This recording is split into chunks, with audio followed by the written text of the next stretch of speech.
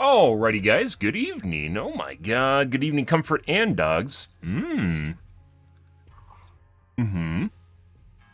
we're gonna be doing more OW2s, guys. Got the Sony 950X 3D hooked up. In actuality, performance-wise, it doesn't actually look like it's using my processor that much more than the 1300 prize there.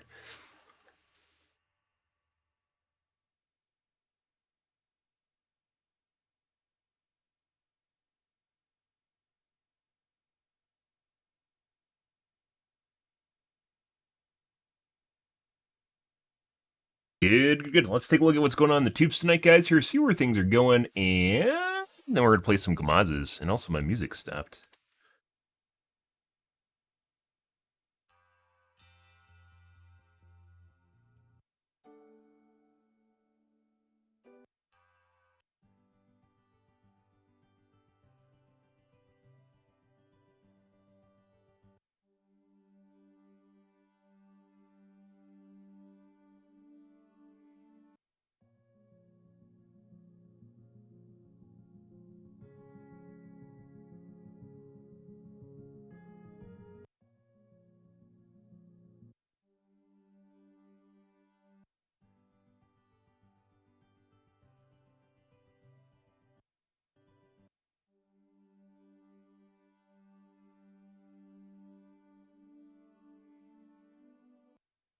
Okay. Well, we'll deal with it.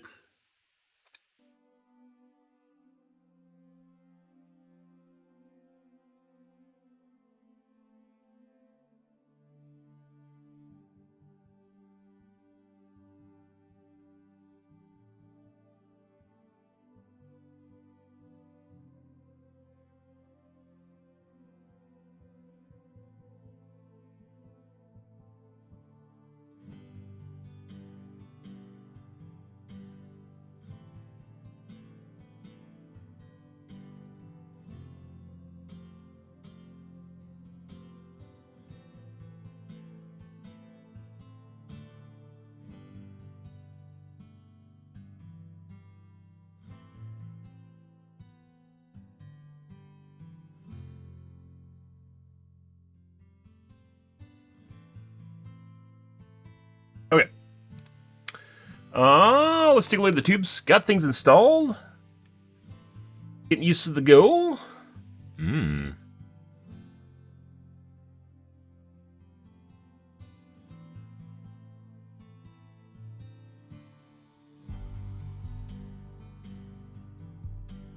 Very. No. Sensationalist video for views? Check. Oh. Yes. Transpo motherboards, okay.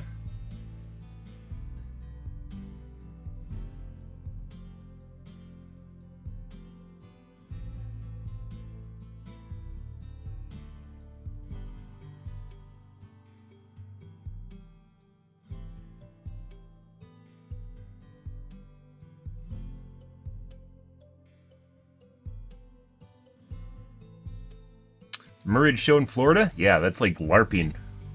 There's actually, it's not actually uncommon. There's actually some mermaid exhibits where, like, yeah, they just go to basically LARP. You can watch them LARP in real life, guys.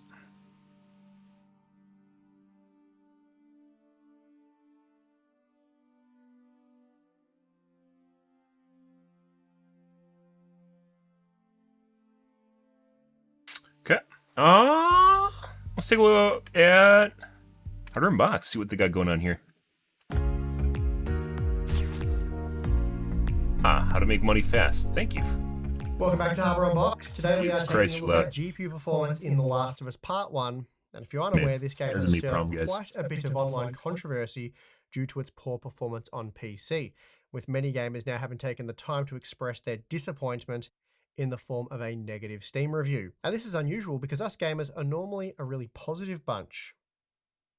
And here's an ad spot. Today's sponsor spot is brought to you by Casetify, a leading brand in protective phone cases. These high-quality phone cases offer your personal mobile device robust protection while remaining stylish and functional. Casetify has conducted extensive drop testing, resulting in safe make each of and constant crashing. And now that I've run 26 different graphics cards through the game, I think the reason for this is quite obvious. It does appear to be a VRAM issue. Spoilers! Oh my god, he just ruined his video. The Last of Us Part 1, you'll quickly run out of VRAM on a graphics card with just 8 gigabytes, even at 1080p. So those running an RTX 3070, for example, are probably accustomed to just maxing out quality settings at 1080p and still receiving a smooth, high refresh rate-like experience, but that will not be the case here. The Last of Us Part 1 will happily consume over 12 gigabytes of VRAM at 1080p, using the ultra quality preset, and this isn't just allocation, rather the game appears to actually use that much memory. And this is a big problem for those of you with an 8GB graphics card trying to play using the ultra quality settings. What did my 3080 have? Was it 12 or 10? Around this issue, as the game developer's own recommended PC specs don't specifically say you can't use an 8GB graphics card at 1080p using the ultra quality preset. Rather, the specs provide ultra preset recommendations for the 4K resolution. They do recommend 8GB graphics cards for 1080p high. Anyway, it's not super clear, so that's why we're here to provide you with a detailed GPU benchmark, though it's only about half as detailed as I'd actually like with 26 graphics cards. I think they cut down at the 3000 series when they started cutting down. 2000 series was alright. Probably more than 10 hours watching the game build shaders, so that ate quite heavily into my benchmark time. It's 8 gigs. Now, 11 was a 2080 Ti, as this and 24 was the RTX. Graphically demanding sections with a lot of foliage, as you'd typically expect to find, I guess, in the woods. VRAM usage was high here. I wouldn't say it was notably higher than other sections of the game though, which makes my results a little bit strange when compared to some of the other professional reviews that I've seen. So I guess I'll get that out of the way first. I've seen a few other reviewers benchmarking the game, showing pretty reasonable minimum or 1% low performance for 8GB graphics cards when using the ultra quality preset at 1080p and some even at 1440p. Yet my 1% lows are just a total blowout with 8GB cards, and this does appear to be in line with user reports and uploaded footage on the YouTube platform from gamers, showing horrible 1% lows with products such as the RTX 3070. So I guess let's take a look at that. Here's a side-by-side comparison of the RTX 3070, which has 8 GB. The memory usage, I don't really understand the memory usage in MSI Afterburner. Like, it actually doesn't look like it's accurate, and I don't know why. Because I've looked at, like, let's say GPU-Z, and then compared it to the VRAM usage in Afterburner, and they aren't the same. Same thing with process memory usage, for instance, right here. I believe this is VRAM, though. Process memory usage also doesn't look the same as what it is in Windows. I don't actually know where they're getting the stats from in Afterburner. The footage here doesn't necessarily line up exactly. It's just the same section of the game. But what it does do is clearly show you how bad the 1% lows are on the RTX 3070. In this single example, we're looking at 1% lows of around 20 FPS on the RTX 3070, while the RX 6800 is up around 80 FPS. You can also visually see the status on the GeForce GPU, and here's a quick look at a frame time graph. As you can see, the 6800 is smooth, while the RTX 3070 is a mess. So given all that information, if you do come across a benchmark showing much better 1% lows or minimum frame rate performance than what we're going to show with 8GB graphics cards, it's either because the scene they're using for testing is less demanding or just a change in hardware. Perhaps the issue is less severe when using an Intel processor or the Intel platform. I'm not suggesting that it is, but I'm not willing to rule anything out without further testing. And for my testing, I'm using the Ryzen 9 7950X 3D, but with the second CCD disabled, and this has been done to ensure maximum gaming performance. So essentially, we're testing with the yet-to-be-released 7800X 3D. The CPU has been tested on the actually a good idea. X670E. He's not the only one that did it. Tech Power Up also did this. They disable CCDs. Instead, here he's calling it simulated 7800X 3D. It's basically the same thing. A 7800X 3Ds, guys, with A620 motherboards. You're going to have a $100 motherboard with like a $400 processor that's just going to be phenomenal. It's going to be like, it's going to knock everything else out of the water. It's not even going to be, even though you're going to like make concessions to use an A620, which is the lowest end chipset, it's going to be worth it because you're going to save like $150. So Taurus Master using 32 gigabytes of DDR5 6000 cell 30 memory. As for the drivers, I used And if you're Adrenaline curious, 23.3.2 just so you can see, I have a and Sony Game 50X3D, and Driver I'm not just making it up. 531.41. So let's get into it. Okay, so first up, here's a quick look at VRAM usage. I got 2 cores that aren't doing anything. That's kind of weird. Actually, no, this is... Testing. From 4K It used to be 6 high cores to per line, any now it's 4. resolution using the ultra quality preset, we're running well over 12 gigabytes of VRAM, and the suggested VRAM requirements in the game menu were bang on with what we saw in our benchmark pass. Then for the high quality preset at 1440p, we dropped down to around 10 gigabytes of VRAM usage in our benchmark pass, while the game suggested it would use up to 11.3 gigabytes. And then once we drop down to 1080p with the high quality preset, the VRAM usage dips below 10 gigabytes. And finally, with the medium quality settings, we're looking at VRAM usage between 9.5 and 11 gigabytes, depending on the resolution. And based on what you're about to see, it would seem as though up to around 11 gigabytes of VRAM usage is generally okay with an 8 gigabyte graphics card, but going beyond 12 gigabytes completely kills performance. And here's a look at the 1080p Ultra data, and we have a few interesting things to note here. Firstly, there appears to be some kind of system bottleneck limiting 1% low performance on the RTX 4090, probably a CPU limitation, or it could be an issue with the game that needs to be addressed. In any case, the RTX 4090 pumped out 161 FPS at 1080p. Fucking crazy. This is why I didn't buy a 4080, guys, because you're literally... The pricing is the same. The price performance is the same. You're just getting that much more. And this 4080 is not even an option. 4070 Ti is an option, which is this guy down here. 4080 or 4080 never an option. This guy was an option. And this guy's definitely an option. This guy was almost the same price as 4070 Ti. And they dropped the price on it. And it's just better. And it's, sometimes, depending on the game, it's better than a 4080, and sometimes it's almost as good as a 4090. But I can't buy one. So 1% lows. It was comparable to the RTX 4080 and Radeon RX 7900 XTX in that regard. The RTX 4070 Ti and 7900 XT delivered comparable results as the GeForce GPU was just 4% faster, and those two were split by the RTX 3090 Ti. The RTX 3090 and 6950 XT were neck and neck, as were the 6800 XT and RTX 3080. Where things get messy for Nvidia are the previous generation mid-range comparisons. The RX 6800, for example, averaged 77 FPS, whereas the RTX 3070 managed just 56 FPS, making the Radeon GPU 38% faster. But worse than that is the horrible and frankly unplayable 1% lows of the 8GB RTX 3070. And this means gamers will receive a better gaming experience with the Intel Arc A770, RTX 3060, or in particular, the 6700 XT and 6750 XT, as all of these models feature 12 gigabytes or more VRAM. Meanwhile, any Radeon or Arc GPU with 8 gigabytes of VRAM or less really struggled here and basically resulted in constant stutters.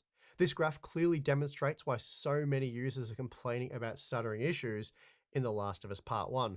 28% of all Steam users run a graphics card with 8 gigabytes of VRAM, with the second largest bracket being 6 gigabytes. Just 10% of all Steam users have 12 gigabyte graphics cards, 3% have 10 gigabytes, and less than 1% have 16 gigabytes, with 1.5% having 24 gigabytes. So this is quite clearly the issue for those trying to use the ultra quality settings.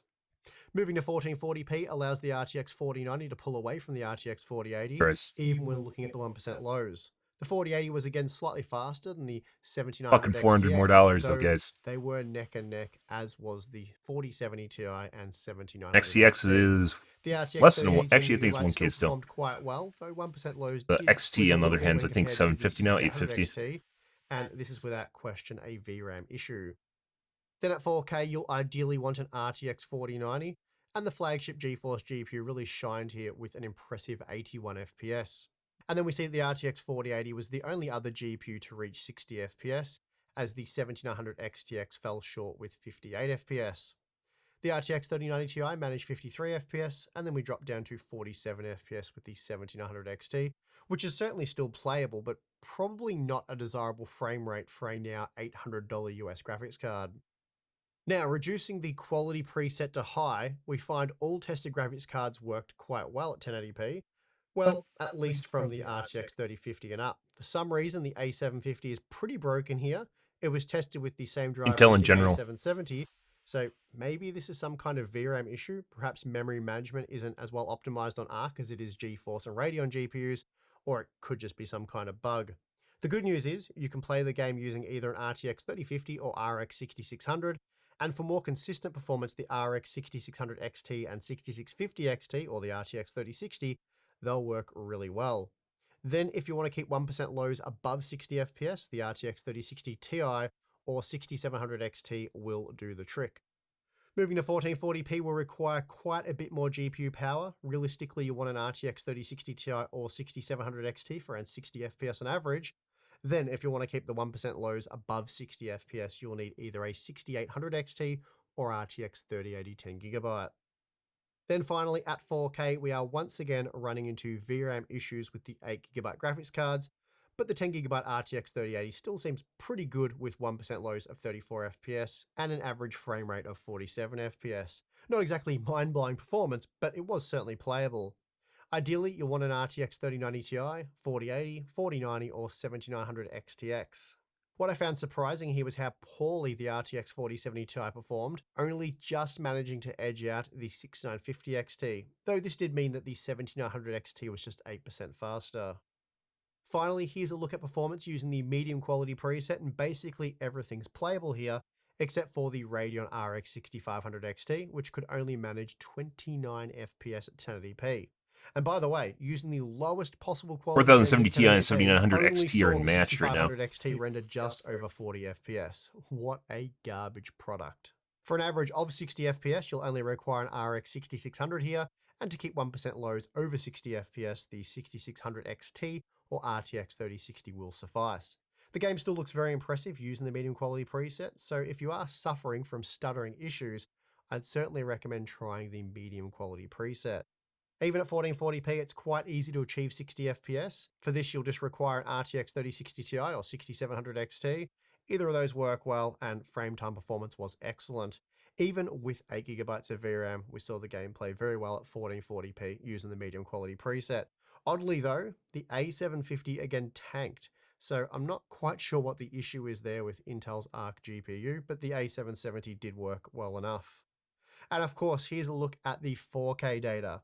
The RTX 4090 pumped out over 100 FPS on average, making it 31% faster than the 7900 XTX.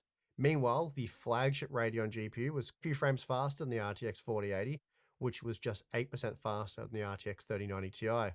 The 7900 XT and RTX 3090 were still good for 65 FPS on average, while the RTX 3080 Ti also snuck past the 60 FPS barrier. So there you have it. Using slightly dialed down quality settings, The Last of Us Part 1 appears to be pretty easy to run. And really, providing that you can manage the VRAM requirements, you shouldn't have any issues. It is quite remarkable how well a previous generation GPU such as the Radeon RX 6800 plays the game. It is buttery smooth, and that's probably not something you'd expect to find based on the online controversy. Of course, you could certainly argue that the game shouldn't require more than 8GB of VRAM, and point to other games that look as good or better with less extreme requirements. Yep. You're certainly welcome to that opinion. That said, I don't really agree with that opinion. The game looks stunning, the texture quality is excellent, the geometry is impressive, and we are talking about VRAM requirements for the highest. So there are a couple things here. Well, I also agree with his opinion, and there is a case to be made where game developers should start basically using more VRAM if they need it, and the market should just adapt to it. But at the same time, if you're a video card maker, you should take, or not a video card, game developer, you should take into account your target market, and if they can't play your game at the settings you want them to, that's also a problem. So, yeah. This isn't Star Citizen, and this is supposed to be an immersive experience, so you'd assumedly want people to play and have a relatively good time, right? That being said, they can just turn down the settings, but arguably fidelity matters a lot, immersion matters a lot to you, right?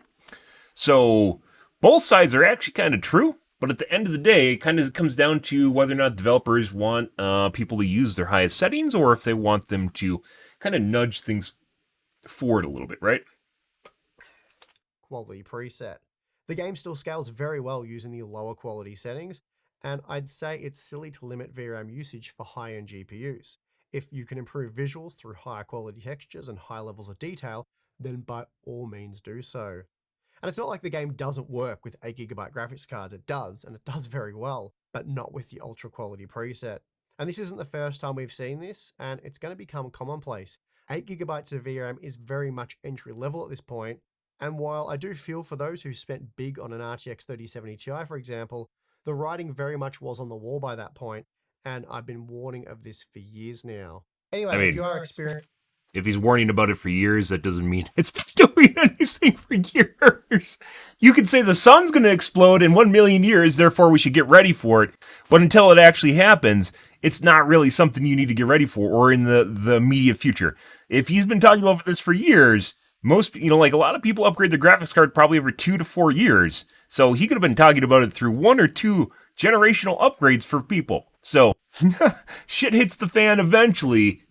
All the while up till that point, the shit did not hit the fan. Now it's starting to hit the fan. That does not mean when you said it back then it mattered. Or you said it right there it mattered. Now it's starting to matter, right? And you could say, oh, it matters more now because it actually is starting to happen, which is his point.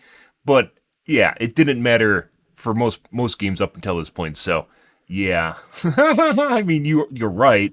But at the same time, you can say something for years in advance. It doesn't mean that it's going to matter when you're saying it, right? Because past, present, and future are actually, we live on a timeline, right, of time. Past, present, and future all matter. Because in the past, when you might have said it, it didn't matter like at all. And now it's starting to matter more, but still, to the point at which you just basically have one game you have to turn down to medium. Experiencing stuttering issues, check the suggested VRAM requirements in the menu and make sure you're not exceeding them, as doing so can also lead to crashing. And providing you are within the VRAM budget, your particular graphics card, and you have a half-decent CPU and at least 16GB of RAM, though there is evidence that you'd probably start looking at 32GB, the game should play very well. And with that, I'm going to end this video. So if you enjoyed this one, please do give it a like. It was a heap of work and lots of sitting around watching shaders building. That was particularly fun. Spent probably more time in the menu than actually doing benchmark passes with this one, which is, I think that's a first. So, yep, first there. Patreon float plane. Check those out because you can support the channel more directly and get some really cool perks in return. We have an exclusive Discord server for members only, monthly live streams, extra content there, behind the scenes stuff. Tim just did some interesting stuff with Apple products, so bit of a surprise there, and Q&As. Check that out if you're interested, but if not, that's perfectly fine, and I would like to thank you for watching this video. I'm your host, Steve. See you next time. Moral of the video was VRAM's starting to matter, guys, was the takeaway here. You're curious about that. We could figure out prior to the video even. Hey, getting your coffee, guys, and drinking it just so you meet up to the point where it's starting to be kind of lukewarm is like almost the optimal drinking pattern for coffee. Is like you drink it right till about it's lukewarm, and then you should be done with it. Okay, good video. Yeah, how to make money fast? I bet it involves getting scammed. How to make money fast? You give me all your money. That's how you make money fast, and it's the opposite. They get to make money fast. Could watch Tom Scott.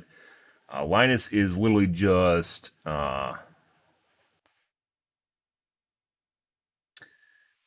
entertainment. 5,000 hours look like. It looks like you have the game running for 5,000 hours. We served that a lot in Dead by Daylight. It doesn't change anything. Say Drive 5.0 drive's worth it? Probably not yet. You probably have to wait for maybe Gen 2 5.0, which is probably what I'm going to wait for and then upgrade. I was originally going to get an Optane drive, which is extremely, extremely fast. It's called 3D point memory, but the Intel discontinued it, and they're extremely expensive. So, Rey's Skywalker movie? No way. Oh, it's a podcast, not watching that.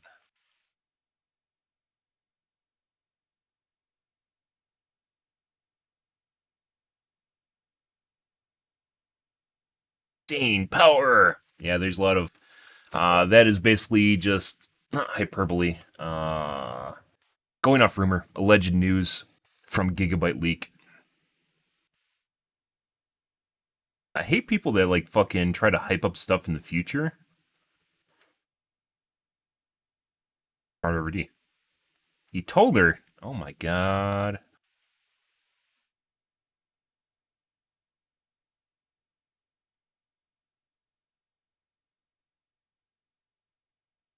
You do like Smarter Every Day. Let's take a peek. Hey, it's me, Destin. Welcome back to Smarter Every Day. I had an opportunity to do an event locally where I got to make a video to thank some of my teachers, and it was awesome. And when I got done making this video, it's super sweet. Some of my teachers are actually in it.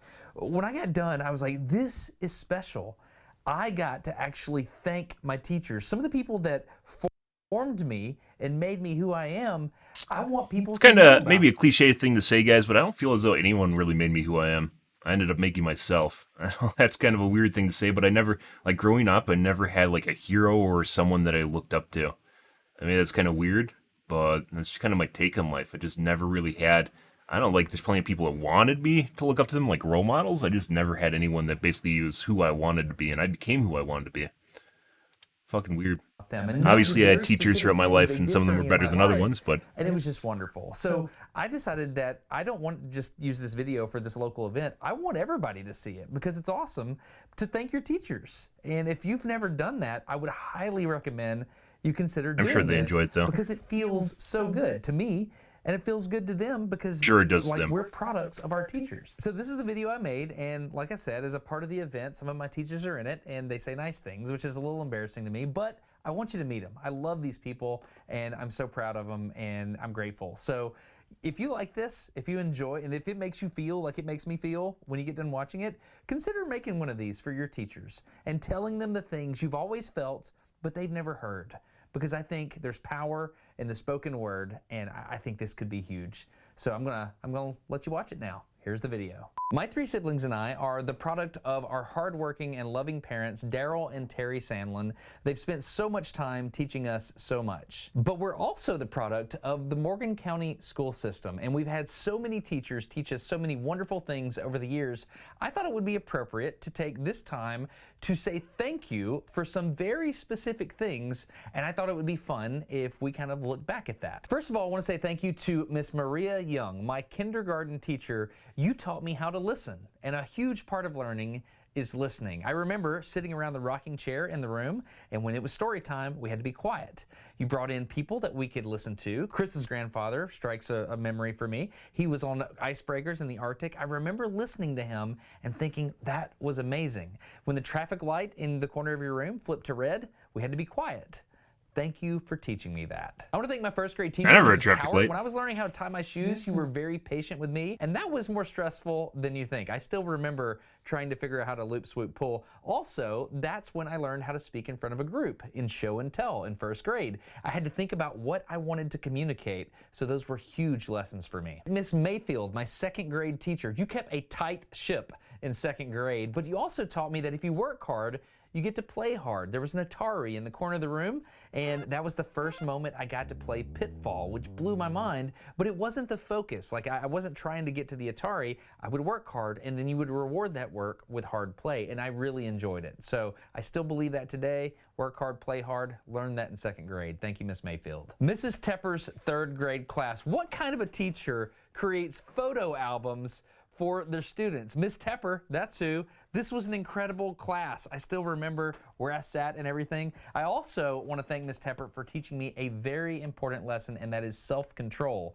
I remember one time I was laughing in class. I couldn't stop, and Miss Tepper said, "Why are you laughing, Destin?" I said, "I can't tell you. I'm sorry." She said, "Out in the hall, young man." And so I didn't know what happened in the hall. Like, do you just die there?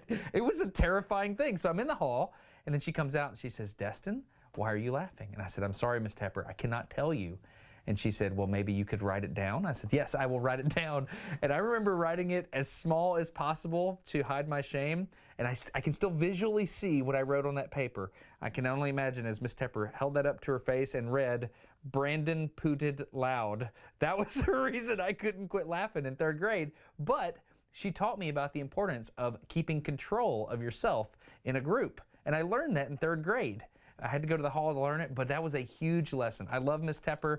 Thank you so much for everything you did for me. By the way, sorry, Brandon, didn't mean to throw you under the bus there. I want to say thank you to my fourth grade teacher, the late Mr. Keenan. He took great interest in how I hold my pencil, and I still hold my pencil like Mr. Keenan taught me to this day, and it matters. Like, he took the time to invest in how a young man holds his pencil, and it changed how I do this for the rest of my life. That's crazy. He has a really good memory of his childhood. Well, assumedly, if he's not making this shit up. great. Thank you, Mr. Keenan. I want to say thank you to my 5th grade teacher, Mrs. Easley, and I've asked her if she's willing to say a few words because she's so special, and I want you to know who she is. Teaching is something I've really enjoyed, and I have been retired for a little bit, but there are just some students that you remember. And I remember Destin. He was special, and he was vertically challenged, but he didn't know he was. That was the special thing about him. He was so confident. He had all this charisma, and he had a little posse of boys He's that were actually always 5 with him, foot. his friends. One of the things you So can't that's tell, why I basically, really people remember online about is him how and tall they are asking for the most part, questions and right? Into things and The always joke is wanting to everyone's do 6'5" science on experiments. Twitch. When So over there's a the years, lot of even, casters I've that are used actually really fucking Destin's short. It's really story weird. about him being vertically challenged. Whenever I would Like have below another average height vertically for males. challenged child in my 5, class, 5'6", always 5, seemed to 5'8". work. Oh, 5. Miss I think 5'8" Easley is actually average in the U.S. angelic. now. I love her. But That one includes thing old that generations, so. always confused me is she read this book to us called Miss Nelson is Missing. And in this book, it tells the story about a class that has a substitute teacher come to school one day, Viola Swamp.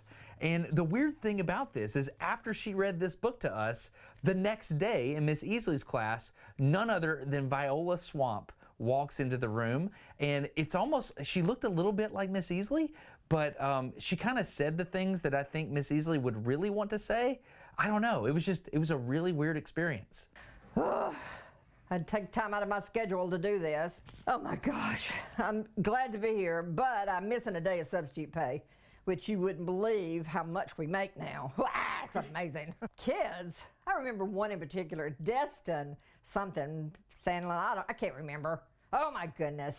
Always asking questions. Imagine that at school. She really did look a lot like Viola Swamp. Hey, that's so weird. Yeah, we were in 5th grade. We couldn't see it though. Looking back at the 6th, 7th, and 8th grade years at Priceville Junior High School, they were fantastic. I mean, the teachers really poured into us.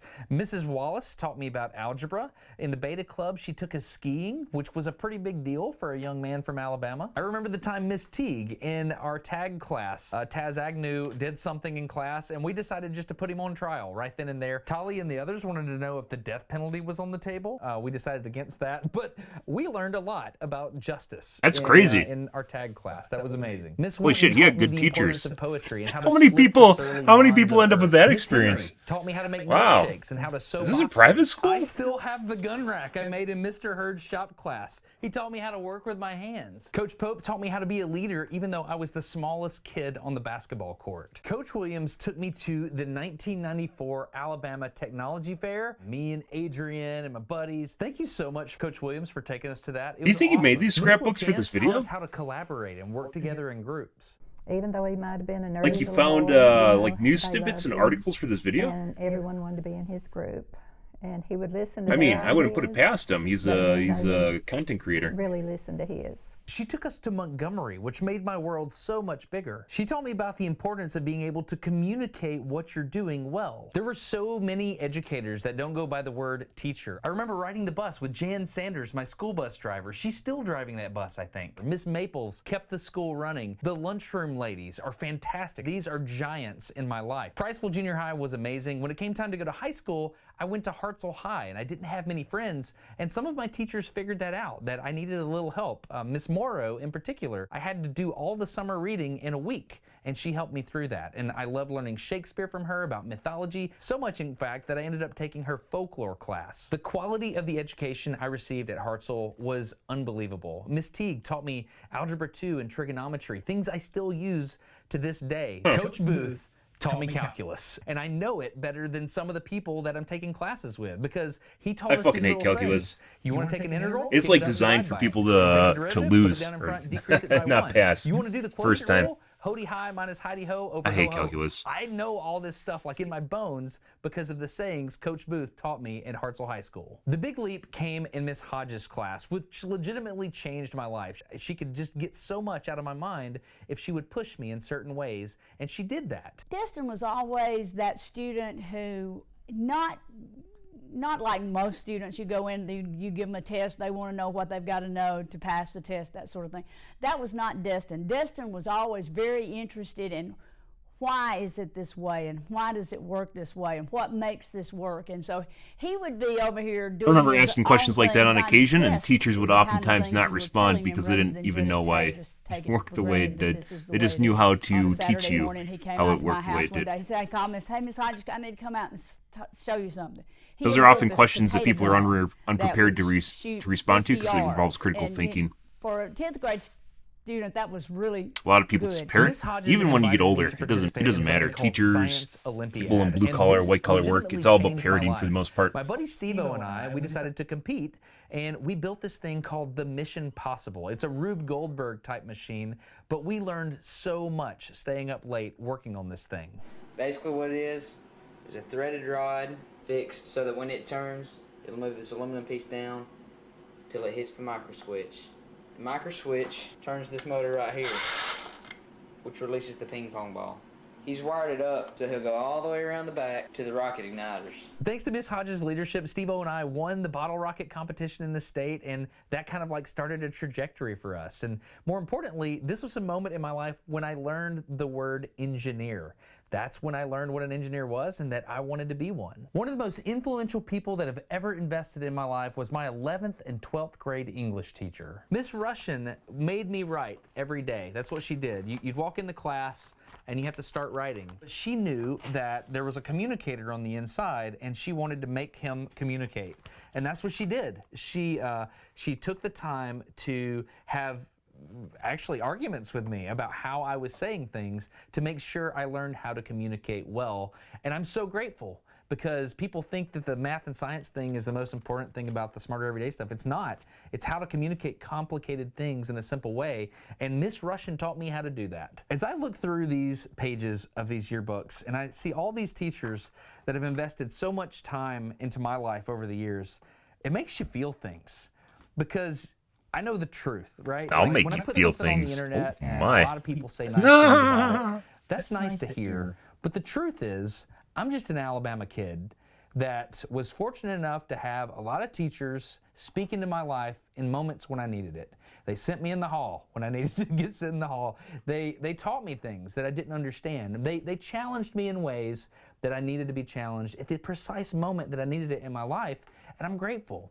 I'm grateful to the Lord that I've had this blessing and these opportunities in my life. I'm grateful to my parents for their time and investment in me. And I'm thankful for my teachers because my teachers have made me who I am today. Okay, that's the video I made. And some things that I did not. A little bit sappy. I did not expect this to mean so much to me, but it really did to say these things. And I want you to feel that too. And I want your teachers to know how you feel about them. So here's a challenge. Teachers, so unrelated to him, unrelated to his upbringing, teachers actually kind of need this because they're kind of in a rock and a hard place. And just open them. It is a thankless job, especially nowadays, where they not only have to straddle the line of actually teaching people appropriately, but also have to be constantly politically correct, regardless of wherever they are, even their personal beliefs, because that's basically the difference between them having a job and not. And that you've always wanted to say, but you've never had a reason to. I just gave you a reason. Hashtag thank your teacher. It feels so good. It really does. Get a little emotional. But anyway, consider doing this because the nature of the relationship, they always had authority to speak into our lives, but now we're older and we get to say the things that they did for us. We get to share the fruit of all their work with them, and it's beautiful. So consider doing that. Hashtag thank your teacher. Positivity. That's it. I'm That's destined. what he's going for. You're getting smarter every day. This felt really good. Thank you for watching this with me. I think it's more about trying to be a public influence and helping people. So a lot of people like videos like this because it feels very wholesome, right? And I guess that's what he's going for. But on top of it, teachers could definitely use a pat on the back. So, like, it's not so much teaching kids, especially if a kid's hard to deal with. It's when they come back when they're older and they're actually accomplished. Interesting. Good. What else do we got going on here? We could watch a Tom Scott chaser.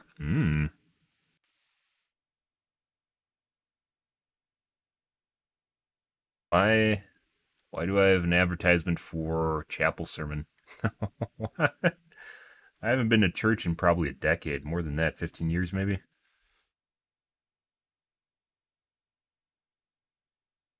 I guess Google's telling me something, guys. I need Jesus in my life, apparently. I need aliens in my life, not Jesus. Probably gonna find out that God is actually just an alien, some sort of race of sentient beings. Because some of the things that can't be explained, it'd make a lot more sense if instead of there being a guy in a white robe with a long beard floating around on clouds, that there's actually just aliens that were kind of shaping things that happen in our lives. So we become a better, good sentient race, so we can take part in the cosmos that helped elevate us or something like that. I guess. More so than some sort of fictitious being that we just develop. Like, it seems like it might actually be the culmination of things that we can't explain. And even with science, there's some things we can't explain properly. Yeah. There's a lot of fucking, like, for instance, a lot of people use natural evolution as a way of explaining things, right? But then there's some things that are so fucking weird that it doesn't really, like, natural evolution wouldn't explain how they've come to exist, right? And then people just go, it's divine creation or something, right? Like some sort of being made it. Divine being made it.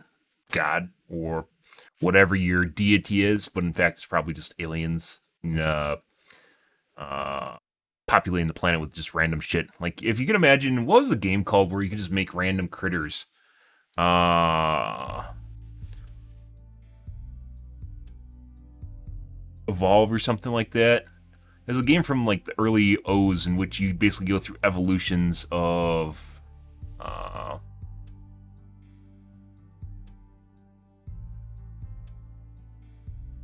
design characters.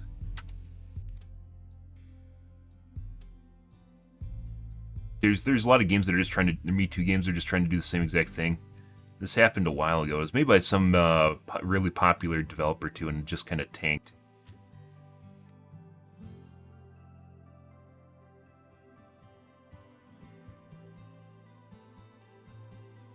Maybe 2005. It's actually the name of a game. Spore. That's it. Spore. 2008. Maxis and EA. Will Wright was the creator. That's the guy who put his name on it. It was a really good idea. Kind of in actuality, like the really fun part was being an amoeba, and like it's imagine what's Blob? Not snakes. Gario? Imagine the Gario, guys, only it actually had meaning and you'd evolve your critter. And there's now other games that do exactly the same thing, but it was like 4 or 5 distinct phases that your characters would go through, like a tribal phase, and you could design them with like an editor. Very cool game. There's a lot of really cool games, guys, that people just haven't went back to, or if they do it, it's like kind of like a shitty version of what they used to be. Yeah, Spore was supposed to be like the encompassment of like evolution from non-existence to basically just spacefaring creatures, right? It's actually probably a game that could use a remaster. Maxis is dead now. EA killed him off, but definitely could use a remaster.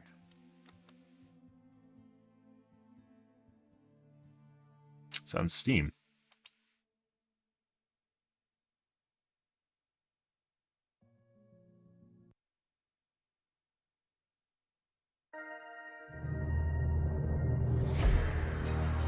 Play in HD?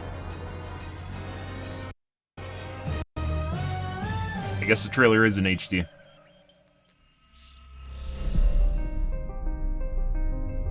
(2008), 2008, guys. Councilization. Like Councilization, guys, was the dark ages for video games. Councilization was like from 2004 to like 2010, or maybe about 2000. Basically, Minecraft is what really kicked off PC gaming again. Is when people realized that there's a whole other stratosphere or room for opportunity that has not been explored yet. And Minecraft really did that with their indie hit. Minecraft being it, Bojang or whatever the company was called, Mojang. Yeah. And this took place in 2008, which was right in the middle of Councilization. There's plenty of game developers that during this time said PC gaming was dead. That was turned into a meme. PC gaming is dead. People just want COD clones, and there's a lot of COD clones that popped out at this time. Yeah, because that was a big hit, and that was what was earning money. So. But it wasn't always like this. Not long ago, it was cold and dark. So what happened?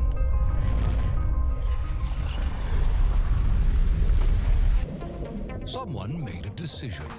Why is the video quality so bad? And thought he could use a longer flagella and a pair of pinchers too. Yeah. Next thing you know, he's king of the ocean. Then someone decided he should hit the beach. Land creatures were born, but life on land is a dicey proposition.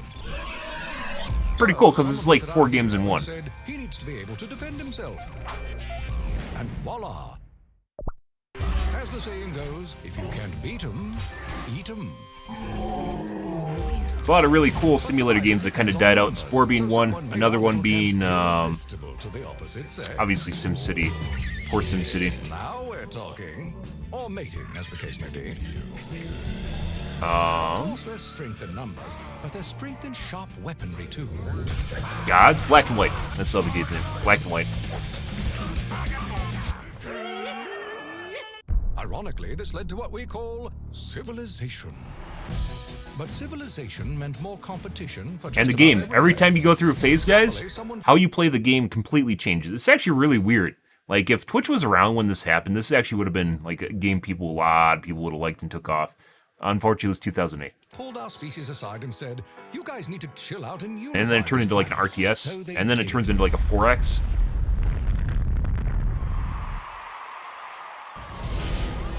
They built starships, and they set out to conquer the galaxy. But what they never realized was that all along the way, from humble microbes to starship captains,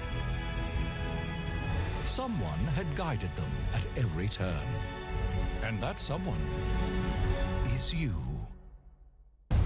Spore. You. How will you create the universe? Coming Pretty cool. September 7th, 2008. 2008. Very, very cool. Old game, guys. All reviews very positive.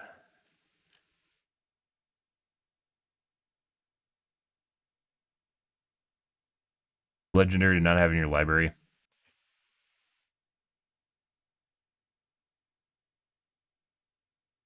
Product received for free. Poor. 121 hours. Is poor good? I don't know if poor, I mean, it's recommended. I mean, it's a different language. I don't know if poor is good. Whole game is an acid trip. Yeah, imagine making video games, guys, and just being in touch with your creativity and not just literally just regurgitating what else is selling on the market. Pretty crazy, right? Yeah, I like this because apparently there's a couple content creators that are now making their games and they're going to be fucking terrible.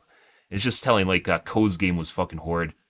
It's just kind of telling how many people, like, seem to think that they know an awful lot about game development, but when you listen to some of the stuff they say, and I'm not trying to gate this, by the way, anyone can talk about video game development. There's just a lot of people that aren't very good or don't know what they're talking about, or it's heavily biased, or it caters to their own very specific niches, things that they really enjoy. Like Counter-Strike, for instance, where Shroud seems to think every game should be Counter-Strike. Yeah. I don't know if that's still a thing, but it was. And every time you go into his channel, he talks about video game development. He just wants to make like Counter-Strike. It's one of the reasons Apex Legends doesn't have cones of fire and instead has spray patterns. And basically 3/4 of the guns in the game no one ever fucking touches because they're fucking worthless. Because they aren't actually good to use. It basically just comes down to spray patterns and recoil control. Just like Counter-Strike, where there's only basically 2 viable guns in the game. Which is another reason Counter-Strike 2 sucks. Good. Anyways. What we're doing. New alt voice lines, don't care. Yeah, there's an April Fool's event going on. We are not going to be playing it tonight. I literally don't give a shit about it. It's just like anything.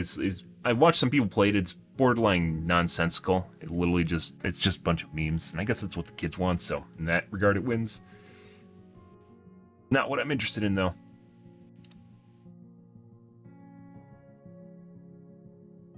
Upload. God, I got a like on a video. Did they even watch it? Was it just a like without a watch? Oh my god, I got 1 view and a like. 2 likes? 2 likes? Oh, Jesus, guys. And 17 views? Holy shit. Holy shit. My channel's growing. My videos have 1 view on them.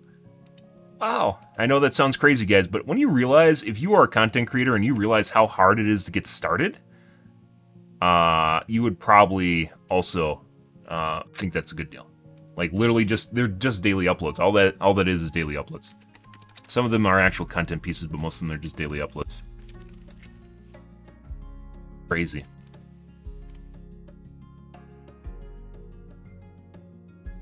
Hammer.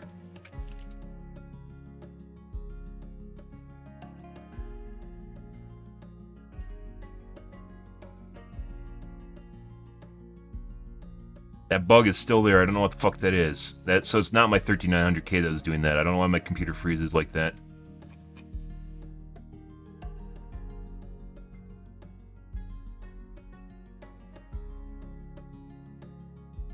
And then it just picks back up. The sound doesn't even stop playing. But my mouse stops moving and screen stops moving. Everything freezes and sound keeps playing.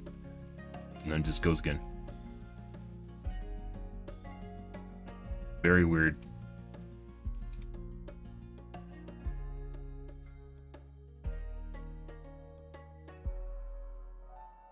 Look at event viewer and we see nothing is in there. What was that? 137.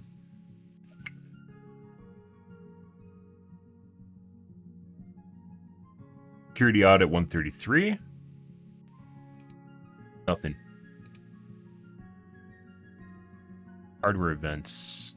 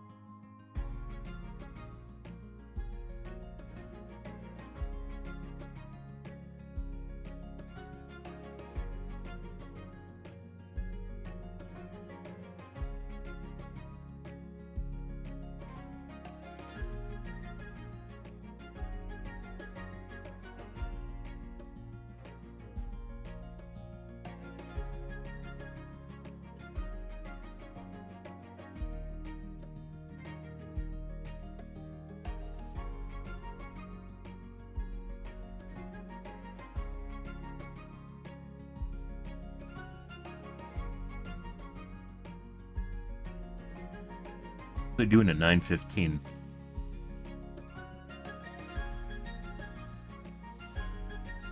Nothing?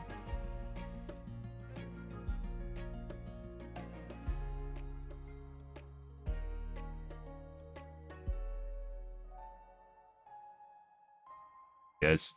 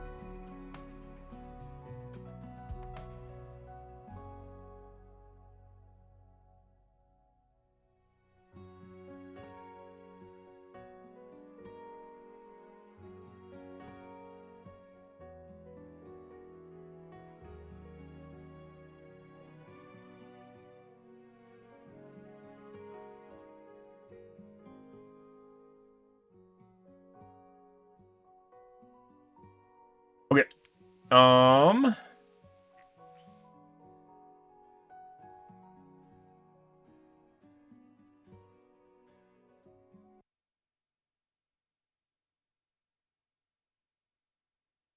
have to change the port that it's plugged into. This does not look all that dissimilar from this.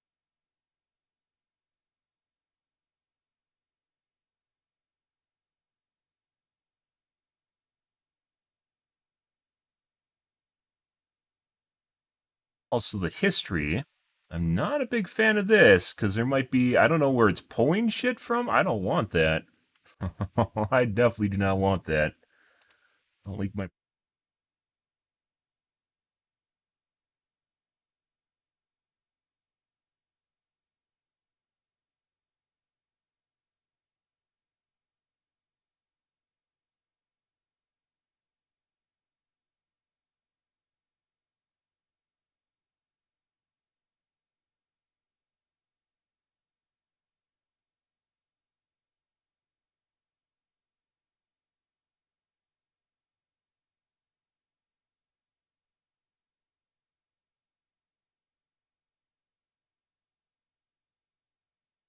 Christ.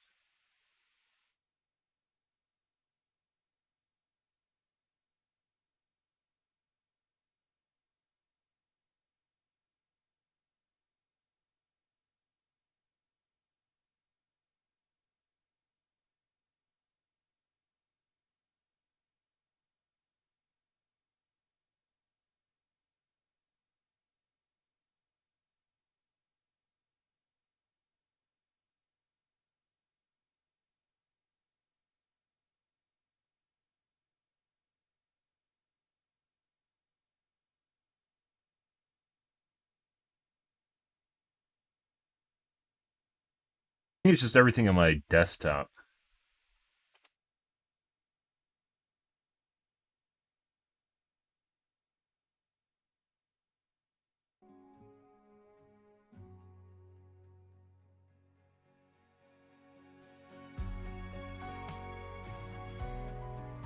They're basically identical.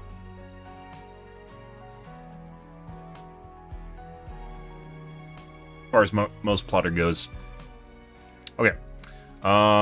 Let's take a look at the Reddits here, and then we're going to play some Gamaz with guys.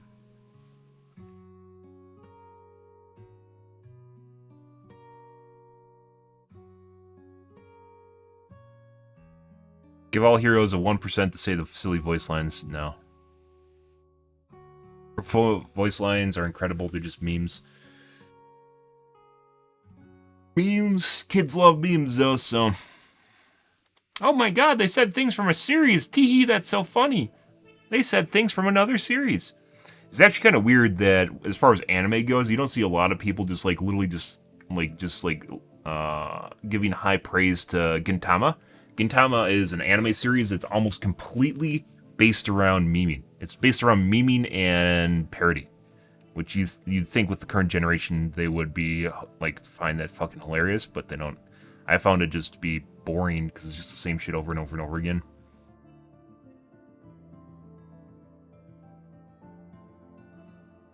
Same strategies work over. This is what a controller looks like, by the way. There's almost no vertical adjustment with left-right. It's oftentimes just left-right because that's how a joystick works.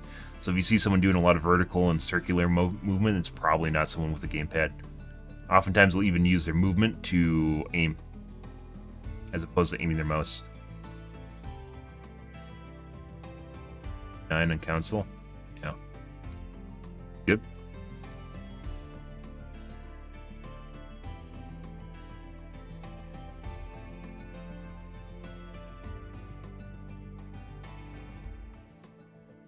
Good. So whenever we see crossplay and they're acting like mouse movement with aim assist, it's probably a Zim or a keyboard mouse interpreter.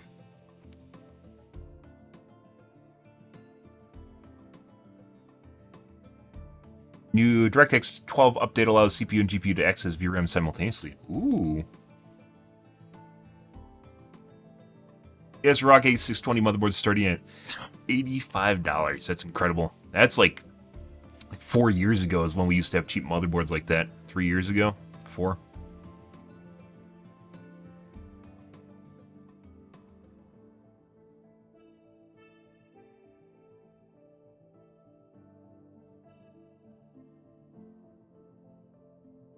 Gonna be good. 7800X3D with an A620, guys. That's gonna be a good recommendation to a lot of gamers.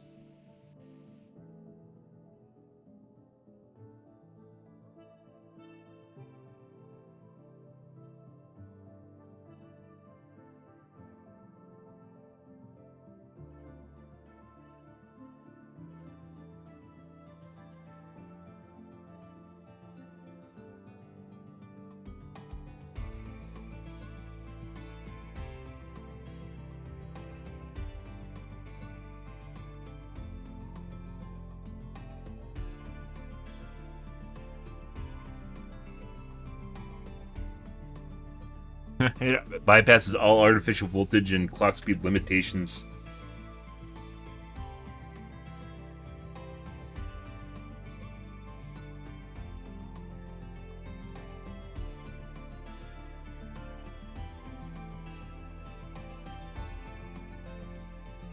He overvolted his chip to 1.3 volts and almost immediately killed it. Surprise! I mean, DeBauer did that.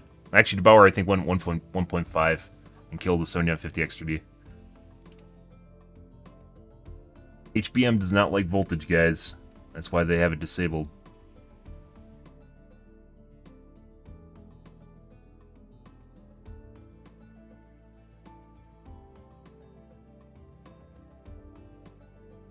Price drop, I think it was supposed to be $20.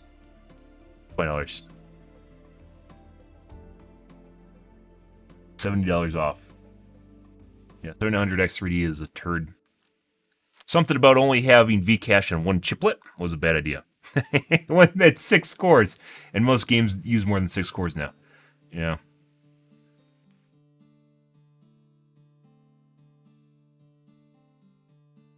Okay. DVD Reddits.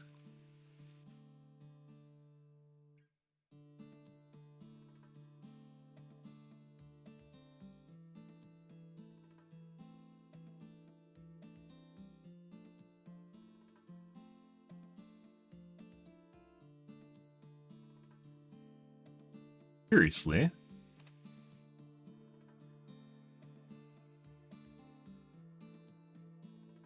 Chrome loves changing its priority.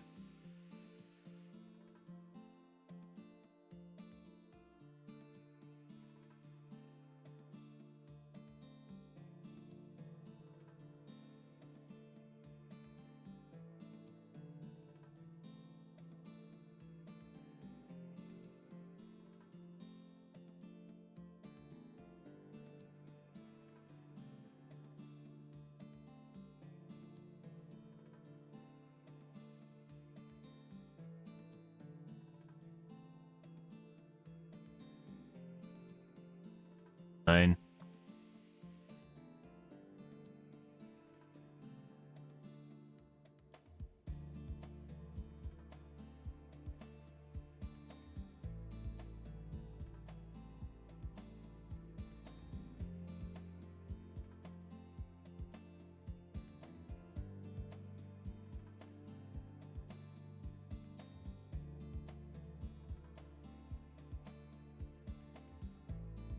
Huh. 2009, guys.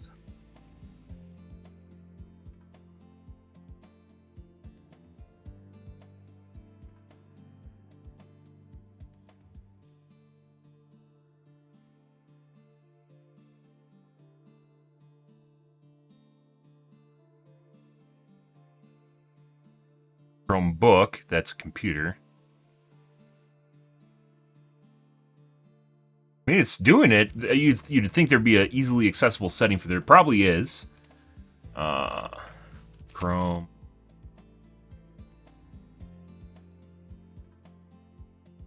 Eggs where I need to be.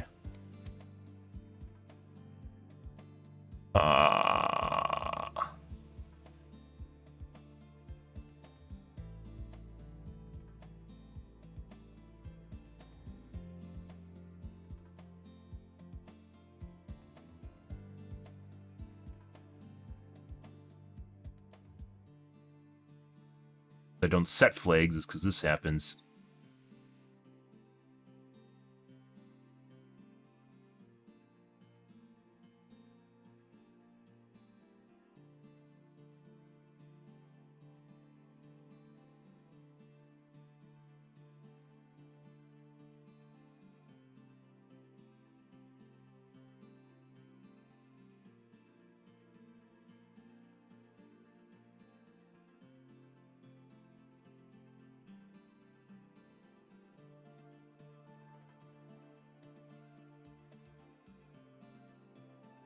Okay, no, I think that just turned on page discarding.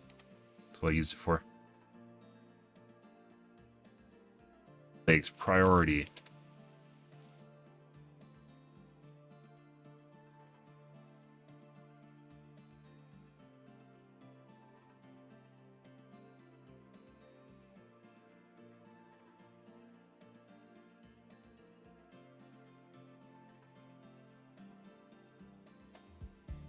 Not easy to find, obviously not going to go through all the options.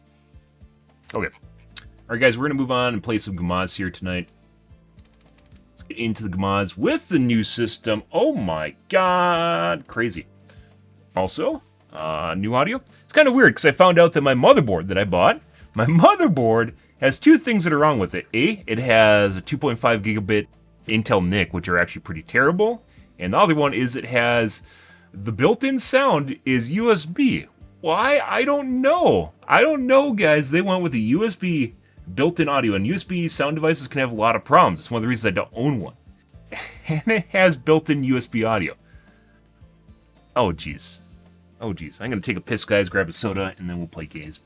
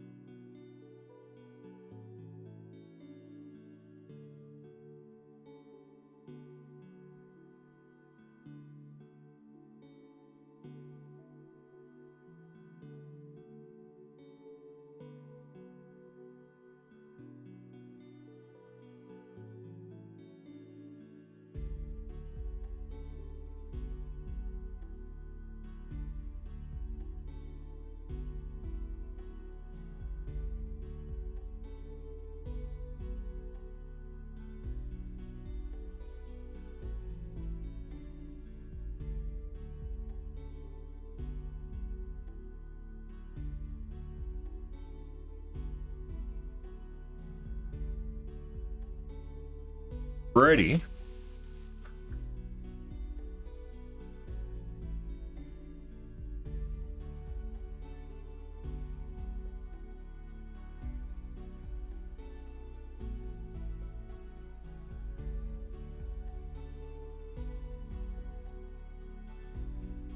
Alright, so now we have to adjust my sound because my sound's different.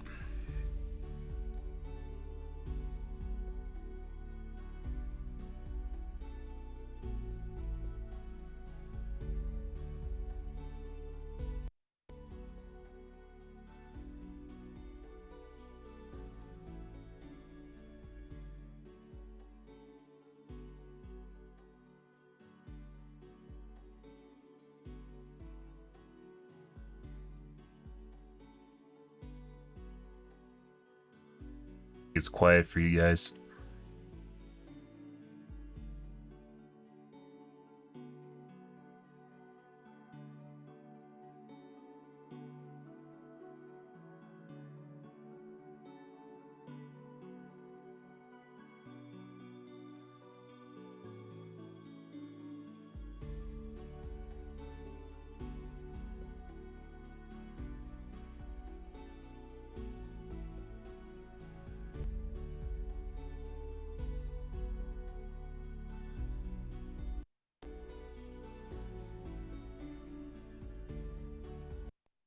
About there.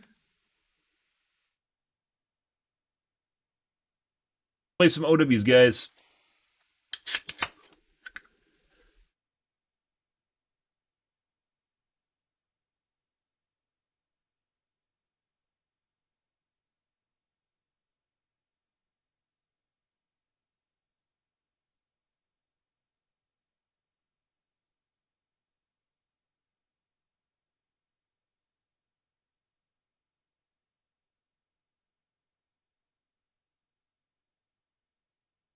Wrong one. Okay. Before I confuse staring at my hand, guys.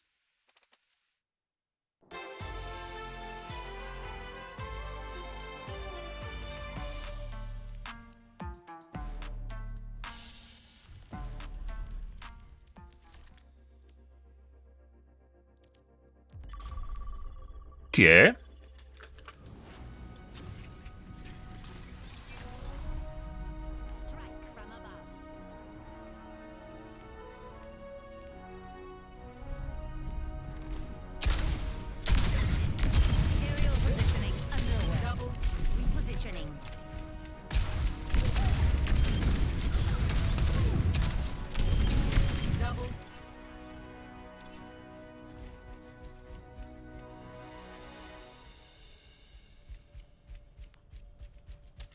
For some reason it feels kind of fuzzy. I don't know what that's about. Welcome to Esperanza. Prepare for battle. Esperanza!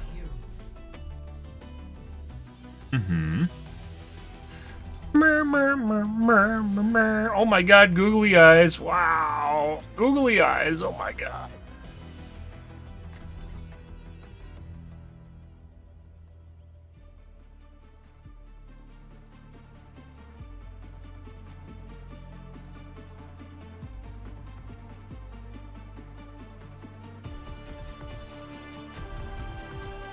Good.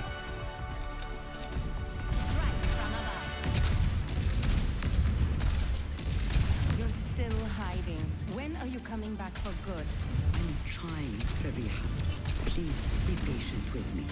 I've been patient for years. What's a little while longer? Your life, Farah. It's your life. You don't get younger, you get older. 3, 2, 1. Objective unlocked in 30 seconds.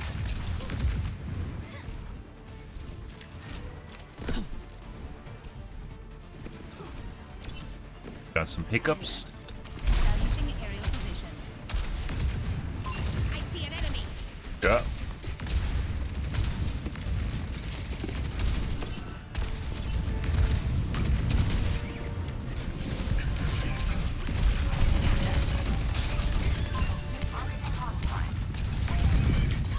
Enemy over here.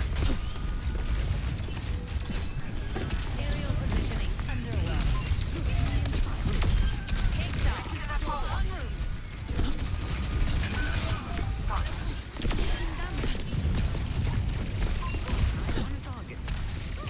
I see an enemy. You don't have to thank me. Repositioning. Swish.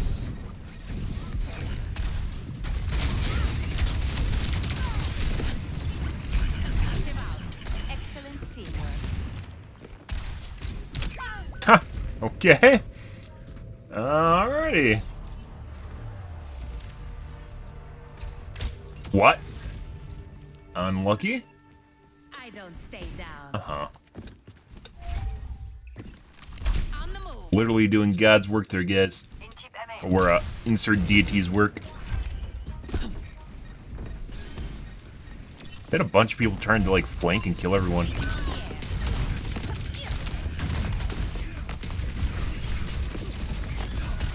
Don't let them push any further. This whole comp is flanking. And we got our friend, the Hanzo.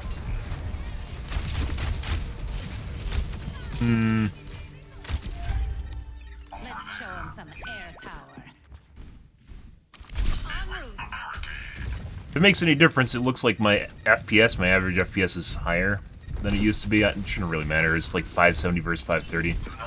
That's not a big deal.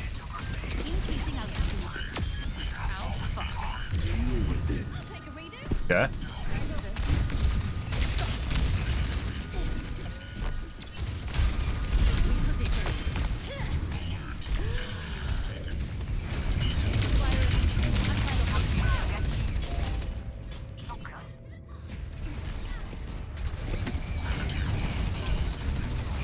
I could have queued and possibly killed him. It would have been a toss-up. So I didn't queue.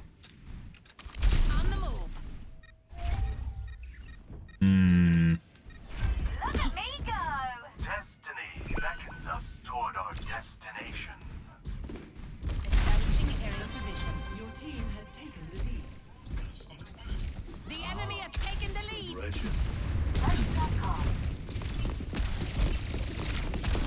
Rain justices from above.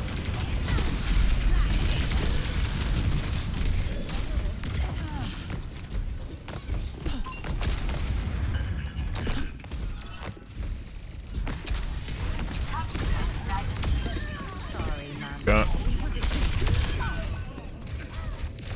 Pretty sure our Hanzo friend's cheating.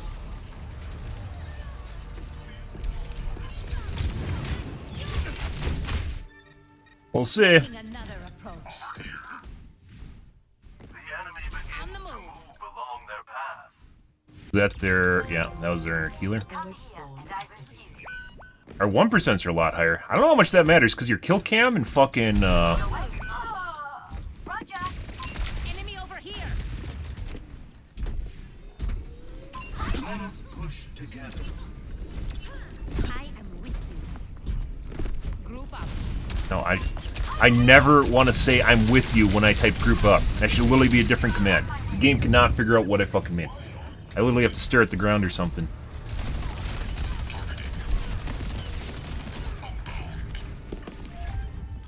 Always more to learn. What's cracking? On the move.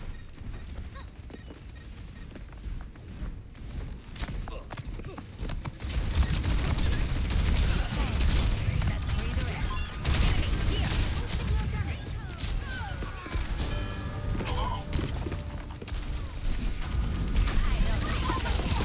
No.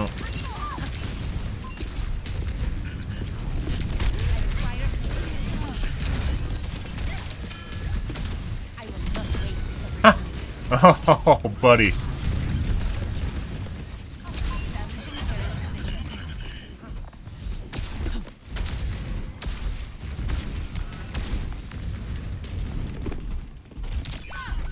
Yeah, our fucking Hanzo friend's cheating.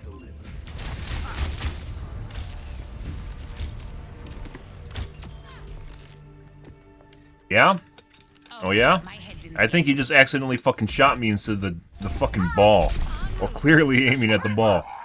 Okay.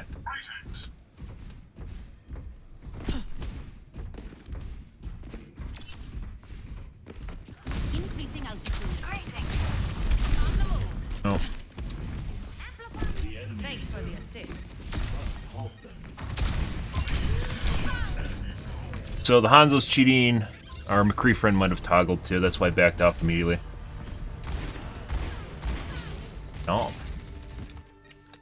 Shake it off. That was a Tracer. They have us outnumbered. Barricade on the move. Do I have Yeah. Where they make a dramatic comeback. We're about to lose the lead. Off McCree. I knew I could help. The med kit over here. I know there's one in the building.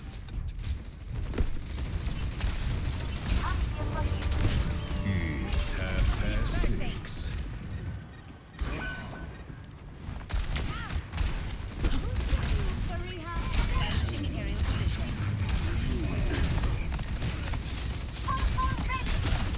Try and shoot me. You won't. Positioning. Oh my god, a meme.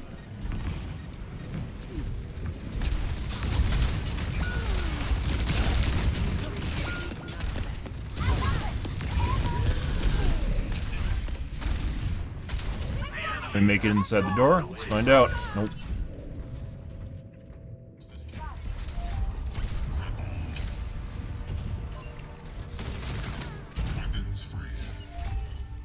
Making another approach. Yep, and our McCree friend now has 5 limbs. More than he did. In like a minute. Off. Pretty sure we just got hit with the Hanzo.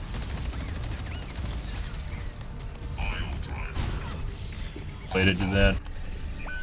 Let's show him some Good. air power. Aerial positioning underway.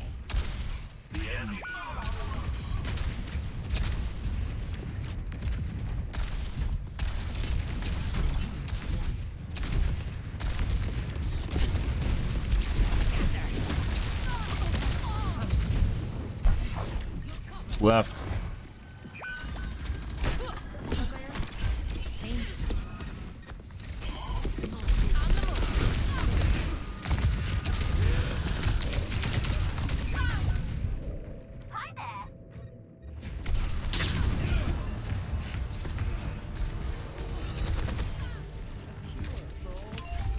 Mm-hmm. Stay down.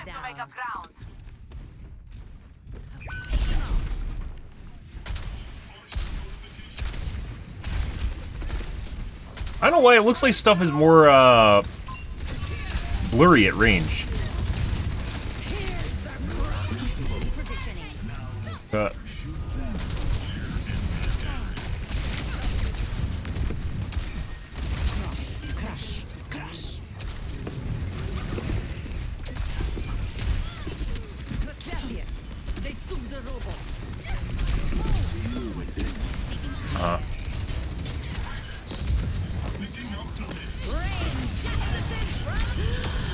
There you go. Thought that was a tracer.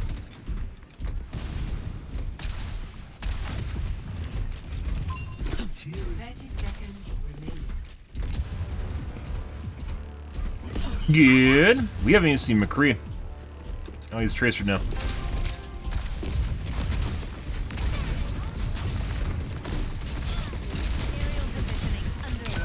No. That Hans is 100% cheating. Not where we want to be.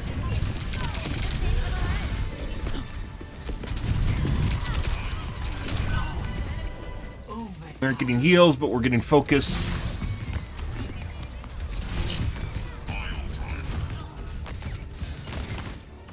Literally died right next to the healers. I've died next to the healers multiple times. Final push. Let's stop them. Alright. We're almost there. Don't leave the robot.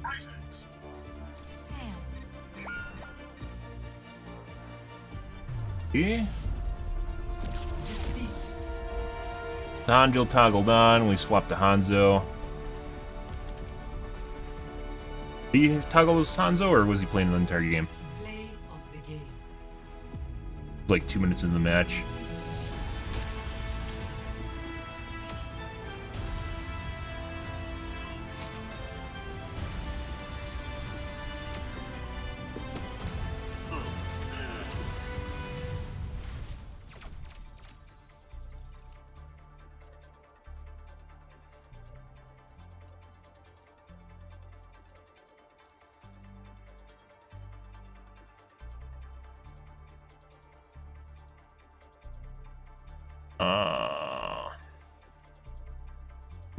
Oh.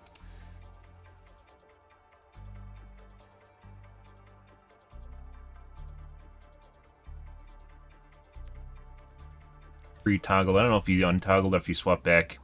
Basically, he toggled to get the push in, and then he swapped back to playing Tracer. This guy's also cheating. Once again, some people just toggle on to get the advantage, and then once they get the advantage, they don't need to try anymore. Try.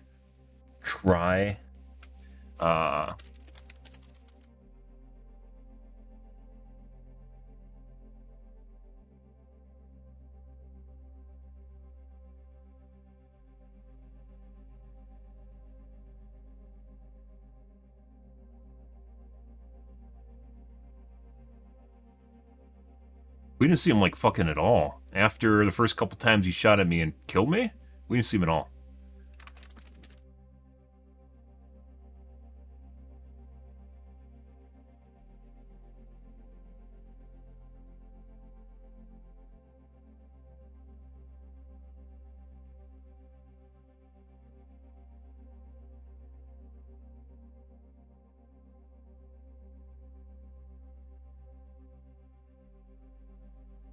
Wall looks.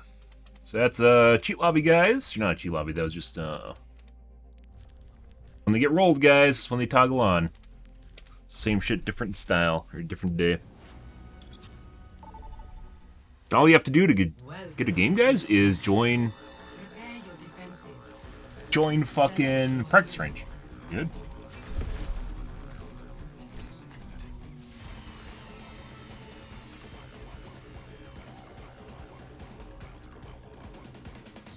Mm-hmm. Good evening, Glade. Good evening, folks. Happy fucking Friday. Hope you guys are having a wonderful evening. Mm-hmm. Strike from above. Good, good, good. If we do this right, they won't even know what happened. Literally fucking stepped on their dick the entire match. And then all of a sudden, out of nowhere, their Hanzo got insanely accurate all the fucking time. And then they switched to a McCree and toggled. And then they swapped back after they got lead. Fucking kids. Sorry, my bad. Sorry. All chasing me while no one was healing me also didn't help things. Sometimes people are fucking self-destructive, guys. Like, they don't... Like, people just want to see you lose, even when they're on your team. It's fucking weird. It's a Widow. I see an enemy. Hanzo, where's the Widow? Enemy here.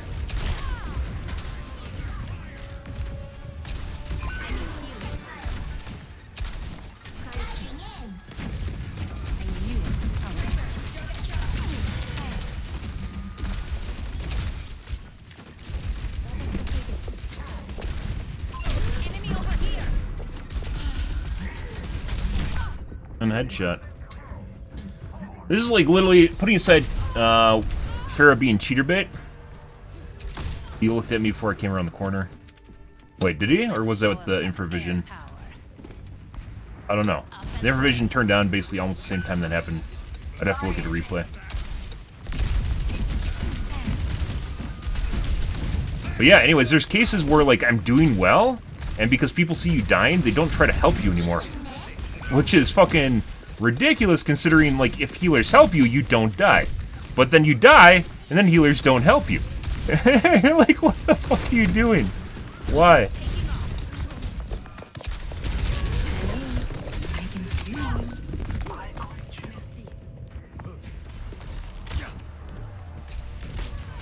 Pre-aim. This guy might also be cheesing.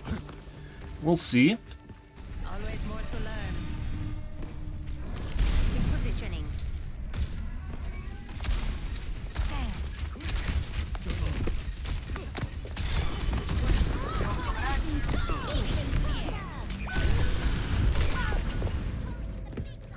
Anyways, putting aside Farah being cheater bait, this map, they love fucking playing Widow. She's definitely cheating. She's pre-aiming on me before I came up for the top of the stairs. Shake it off. Good. So now we have to figure out if Hanzo's cheating. Aim aside, guys, it's like one of the dead giveaway is the pre-aim. And in games where people are good at cheating, like Counter-Strike, for instance, they don't fucking do that shit because they know it's a dead giveaway. This game, for some reason, I think it has a lot to do with the age of the player base. Age of the player base.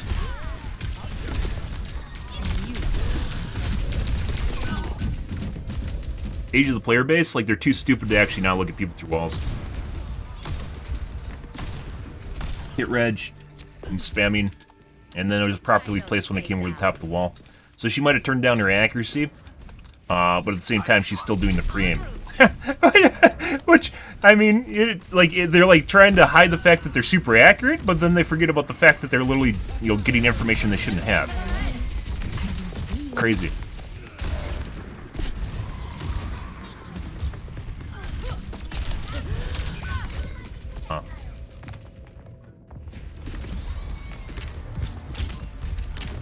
He literally could see me go down. This guy's definitely cheating too. He could literally see me go underneath him and hear me, and he didn't even fucking respond to it. But then snapped me off screen. Yep. Got another one, guys.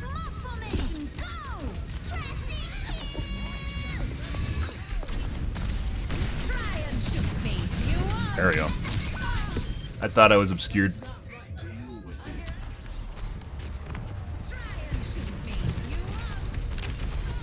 Yeah, what the fuck? Why would they give Farrah that voice line? The moment you Q, everyone shoots you. I mean, I guess that's maybe that's the joke. Is Farrah's Q is literally just death. Maybe that's the joke. The fuck? Oh.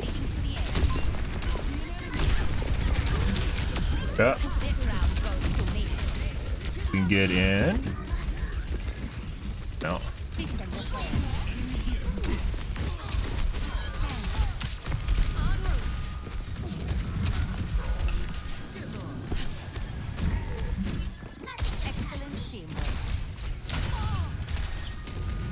People should always point out people that are low on health. You should always ping.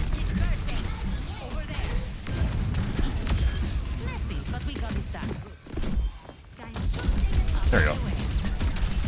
Whoop. Aimbot grenade. That was a super delayed. Is that the Widow?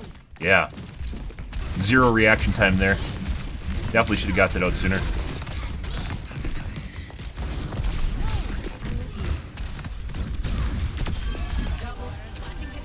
Hey, buddy.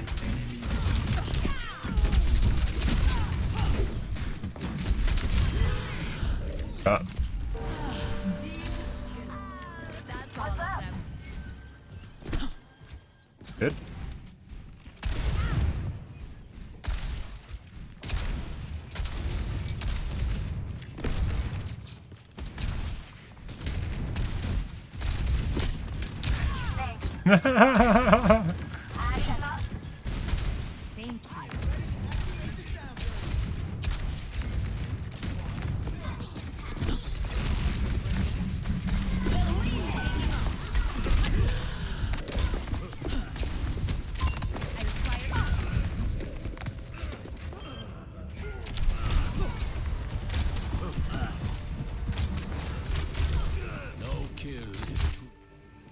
Time to kick some tail.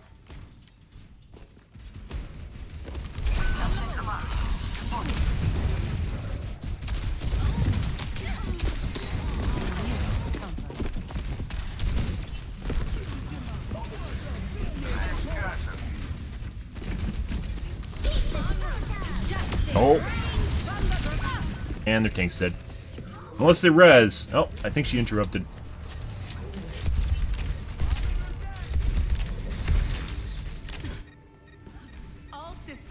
But yeah, I'm having a pretty good night. All things considered so far. Usual. I'm not gonna lie, guys. Despite the 1300K having very good performance and supposedly equal performance to the X3D cache, I don't think it does. I really don't think it does.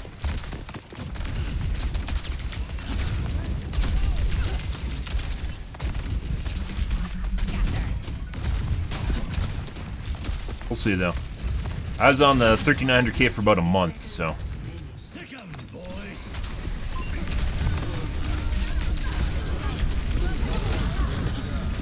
Not where we want to be.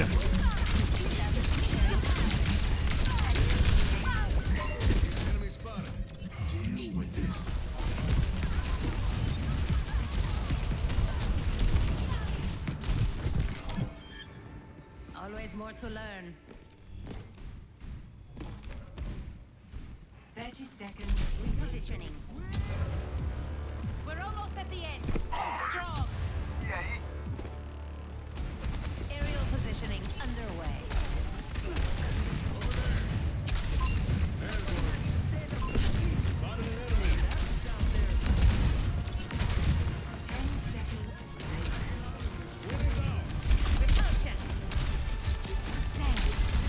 Line of sight him.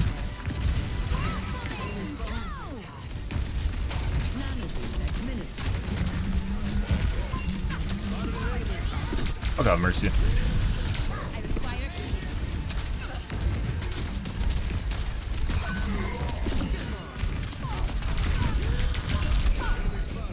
I thought my E was up. It wasn't.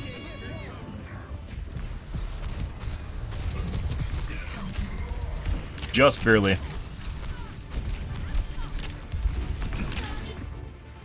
I don't stay down. The payload has reached the checkpoint. Increasing altitude. I don't think so. I need help. Fuck is what?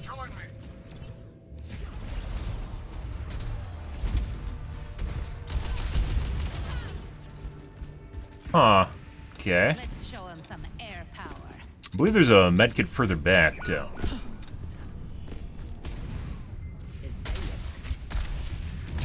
Taking off.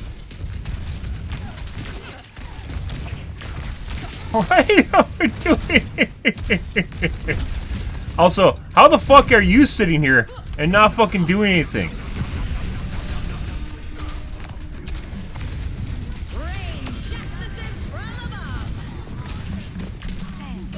I see an enemy. That was intentionally short, by the way. Positioning. 60 seconds. Aerial positioning underway.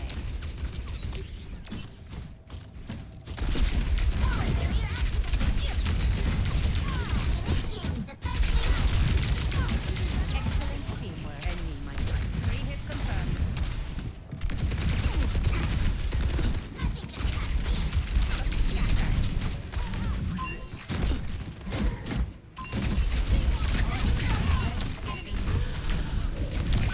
Fucking Christ.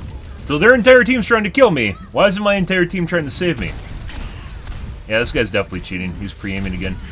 Despite him playing fucking Reaper. Time to kick some tail. That's the Widow, by the way.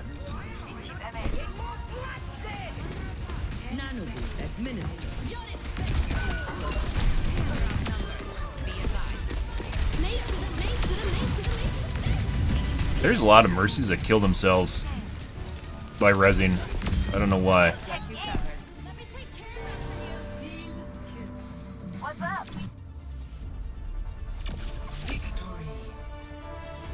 Okay. Alright. So we're gonna need some new accounts on aisle 2 here. First off is our Widow. Is this guy.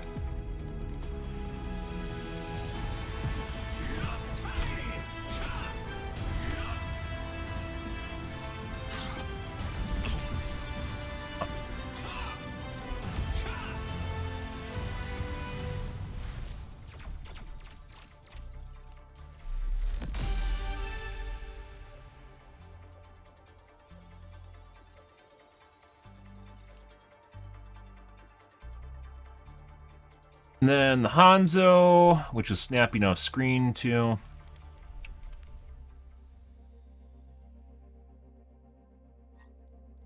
Guy on his burner account.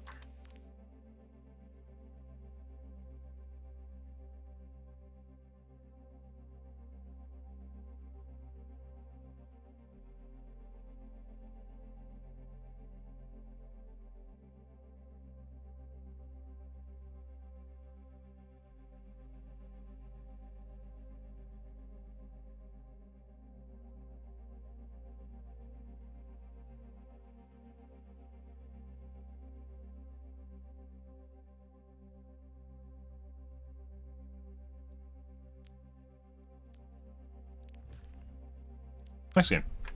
Lovely. Very lovely. Strike from above. Taking off. Double kill.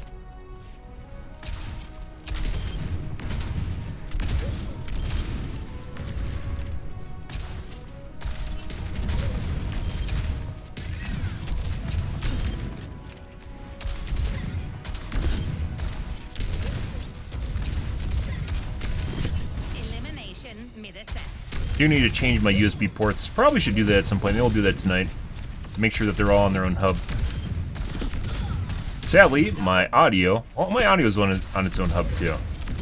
Because I have a USB sound card now, apparently. Why the fuck would they ever put that into a computer? On a motherboard. They put a USB sound card in my computer. Why? It's a high-end motherboard. The fuck is that? Why would you do that? Why, guys?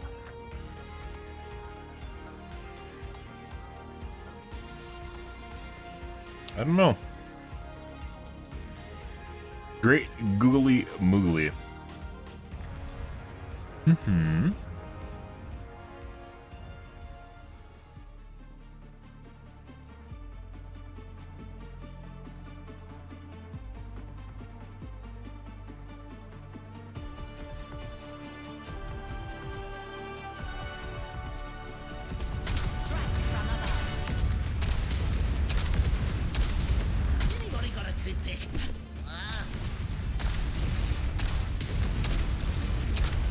I feel like if I turn on Eye Scorch mode, it's just gonna end up worse. Once again, I think it has a lot to do with eye fatigue. I think it starts off pretty good, but then it ends up being fatiguing, which causes me to get worse later on in the evening.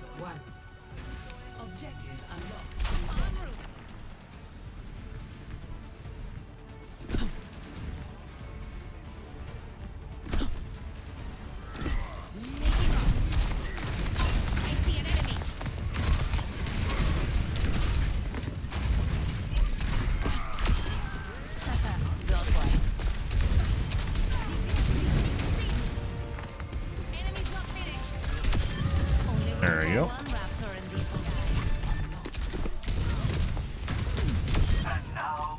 No, you're not my mercy. I know my mercy.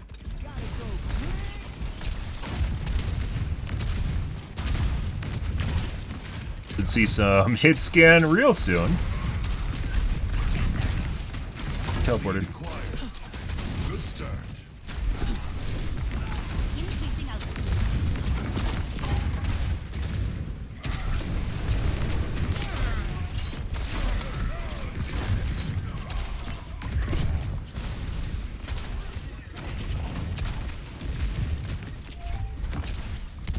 They've taken the robot.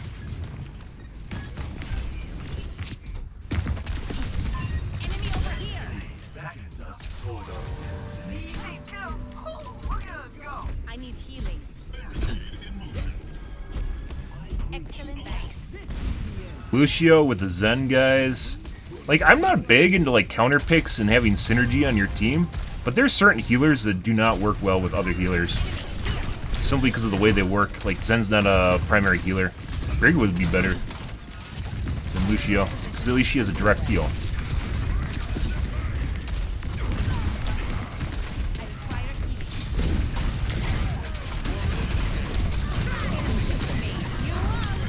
I don't even know what I'm shooting at.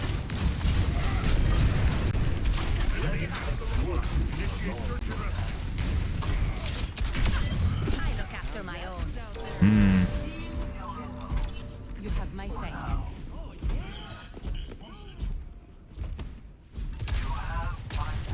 That's kind of a hit scan.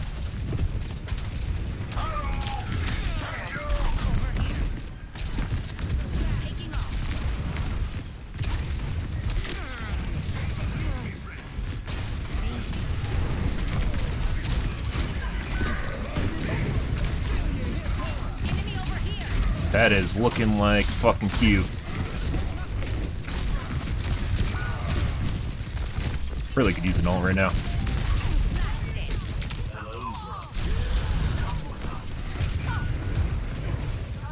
Got a healing orb. No, it's already too late if I got one then. Good?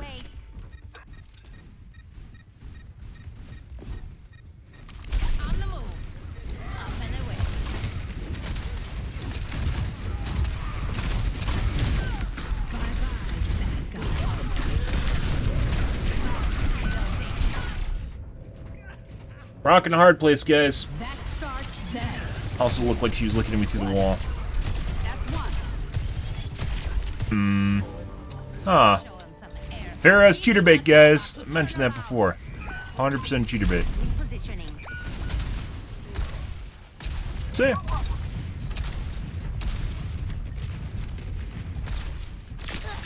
It's not the mouse one, it's the mouse two.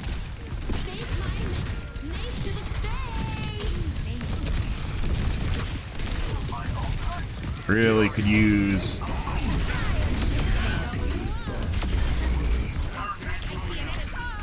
Got Reinhardted? I thought that was our Rein. Our Rein died.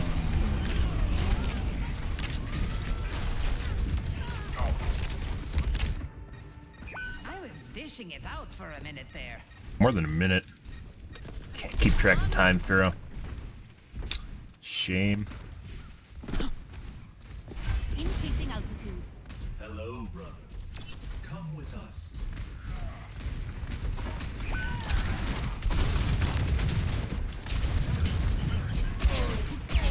Oh, there's an actual hit scan. There's an accurate wit anode now.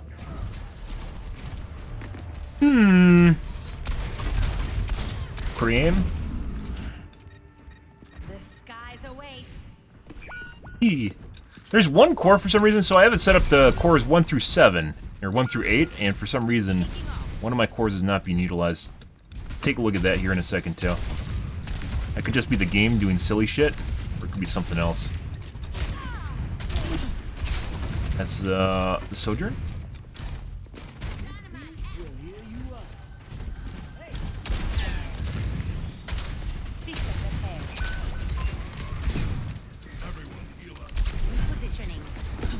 Thought he was gonna flank. Let us push together.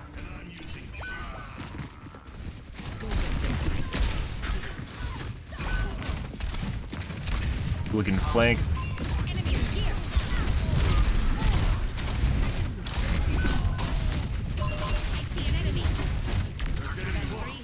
Let's make our stand.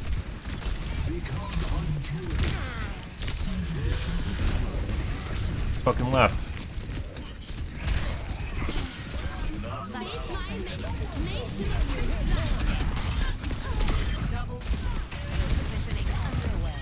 Stop.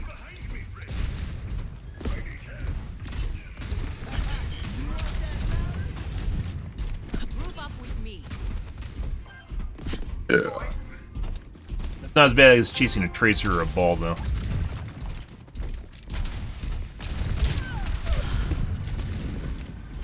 No, we aren't going for that.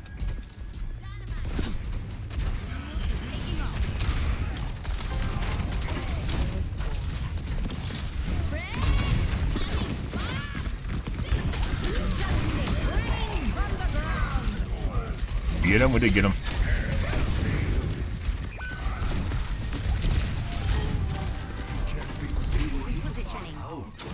That fucking E. I don't know why. And by the way, I did not want to get stuck in a room with the Reaper at a perfect time to ult, so we killed the Reaper. I was hoping to get someone else too, and we didn't. Yeah.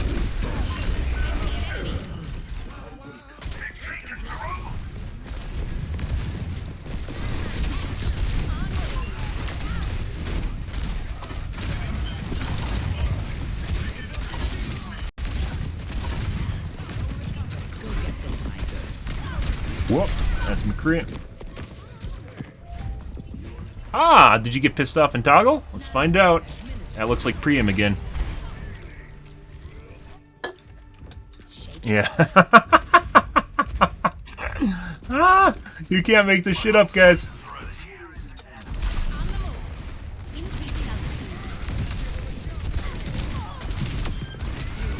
Missing.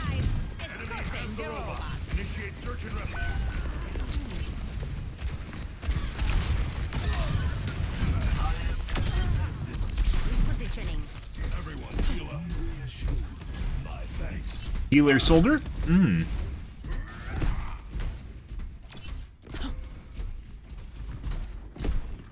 Establishing aerial position.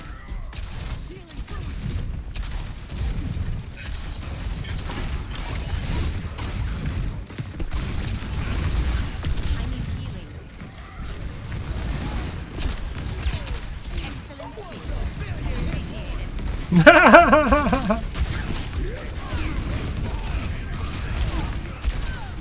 I mean, if they weren't so stupid.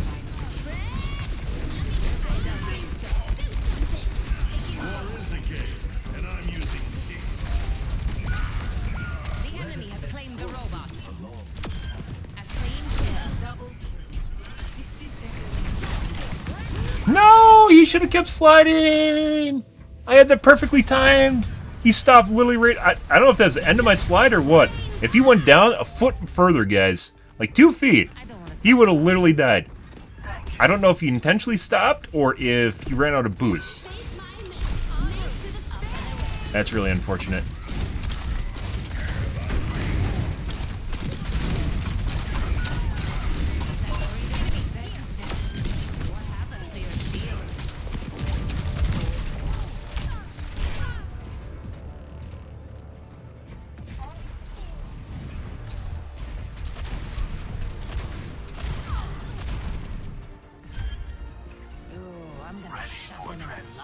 Got it. 10 seconds remaining.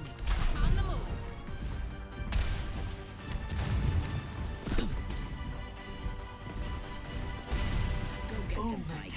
It's half past 6. That's not good.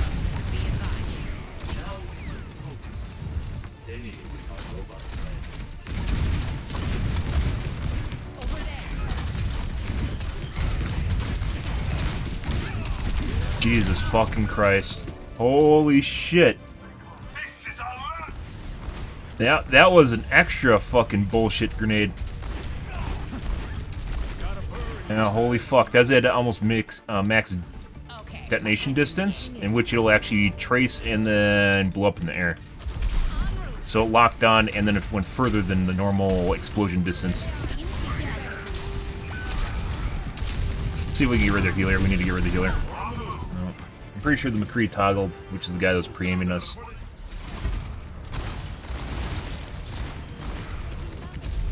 Pre-aiming again. This guy's definitely cheating, regardless of accuracy. He's looking at the whoever's down below, behind the pillar.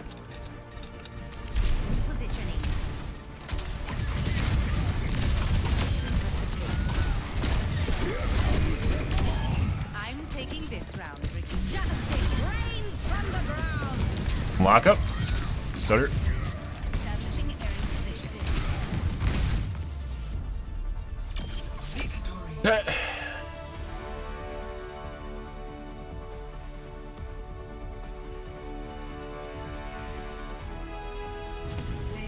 Mm-hmm.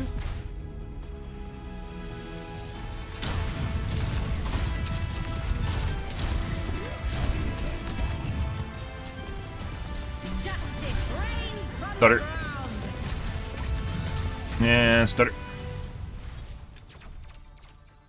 It's something to do with Windows, guys. No idea what's causing it either. Okay, let's take a look here. As I mentioned before, for some reason it's not using one of my cores, and I don't know why. Actually, we gotta tab out. We can't close the game. Alright, let's take a peek here. What's going on? 4 through 7.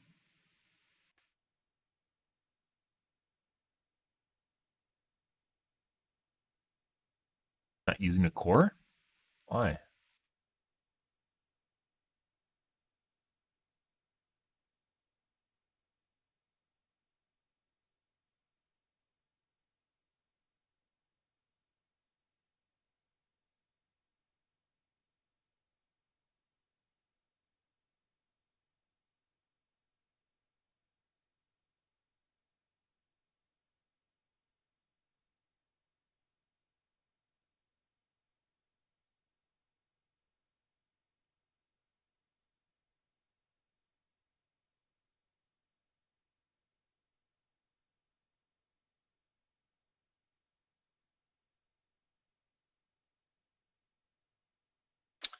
No idea what that is.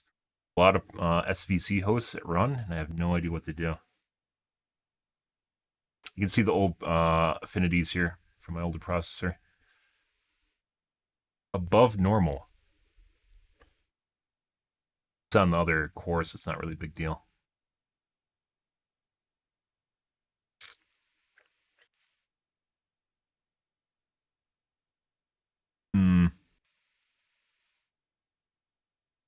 And I wonder what it would look. No, actually, I'd put it on the frequency cores. I was gonna say, I wonder what it would look like if I didn't have the affinity set up, but I can't do that. Just put it The other opposite of this is I have to set it to prefer cache cores and then manually set the affinity for basically everything else. Not Windows Defender. I've turned it off and it doesn't change anything.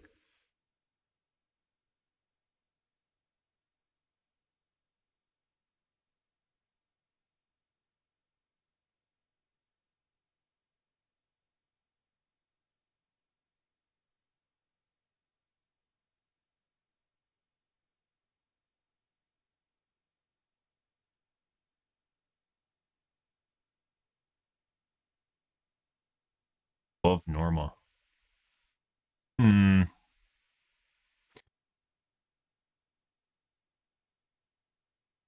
Okay. So let's take a peek here, guys. We're gonna fuck around a little bit with hub. And on my USB hub, back of my computer. Sometimes it sets things up kind of weird, and this motherboard is definitely no exception.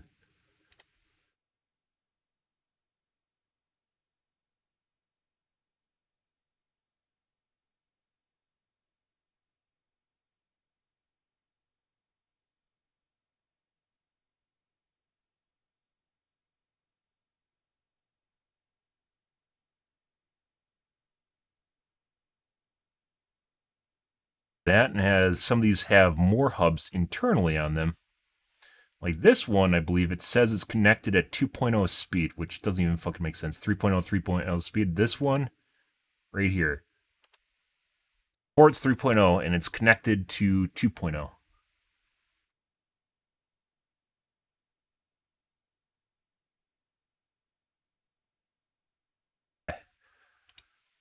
Oh, like there's some weird fuckery that happens in.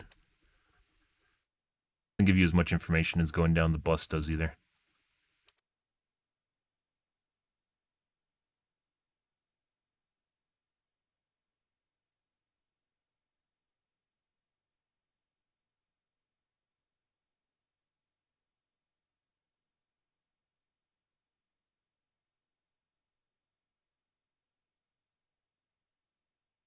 There.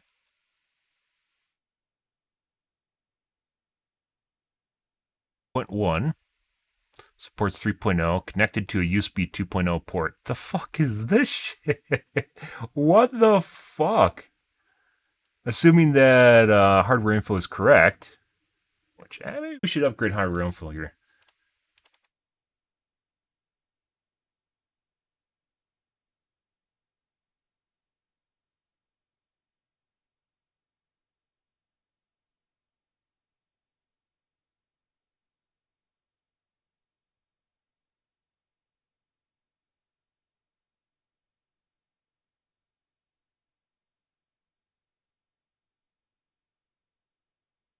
It out between all the adware and malware. Which is the one you want?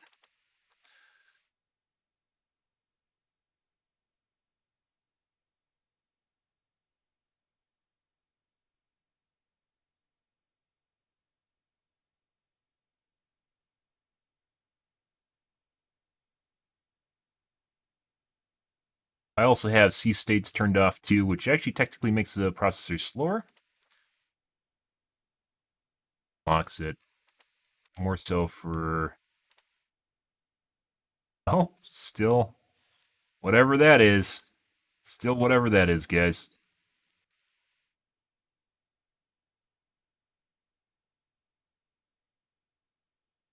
Chipset.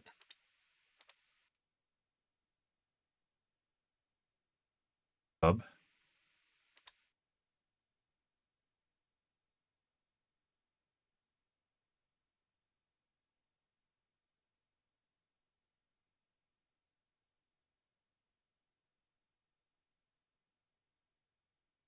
Sound card. 2.0, 2.0 speed. 0.2 hub, which is even weirder. Genesis Logic USB. Some of these are actually on the back of the motherboard are labeled as USB 2.0. But then this guy, what is this?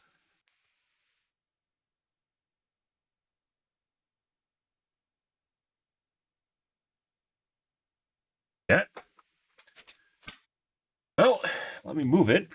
See what happens. That's one of my USB-C ports, mind you. It's one of the it's supposed to be the highest speed ones. It's actually running at 2.0. What?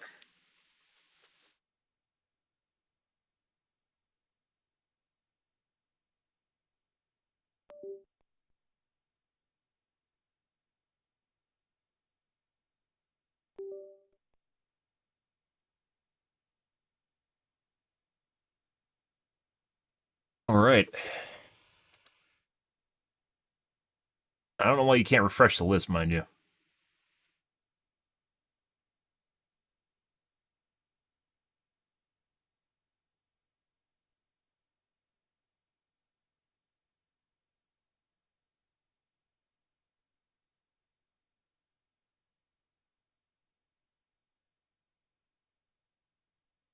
Ah, 1.0 and 2.0. This is...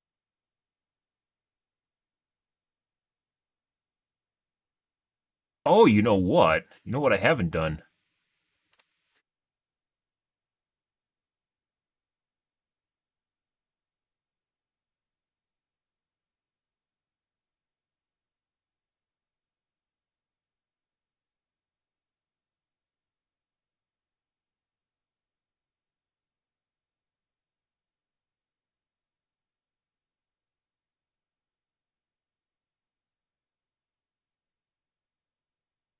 Have chipsets 5, X670, on E.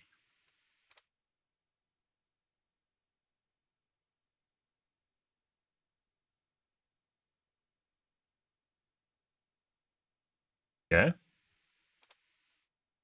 Before we get too much into things here, just to make sure that there's something weird going on.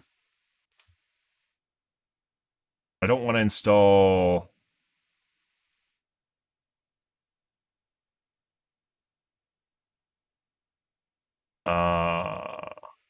the driver that interacts and tries to move programs around manually or automatically. I think it's PPM driver.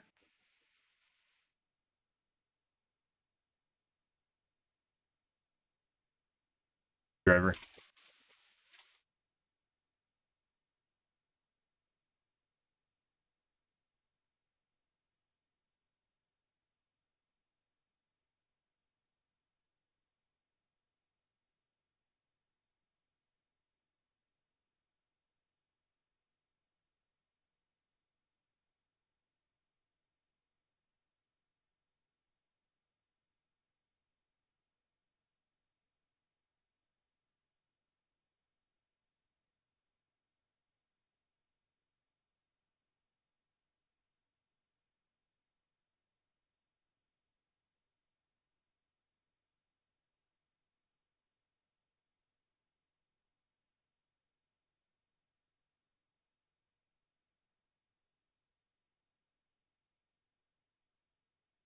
Pretty sure it's AMD PPN.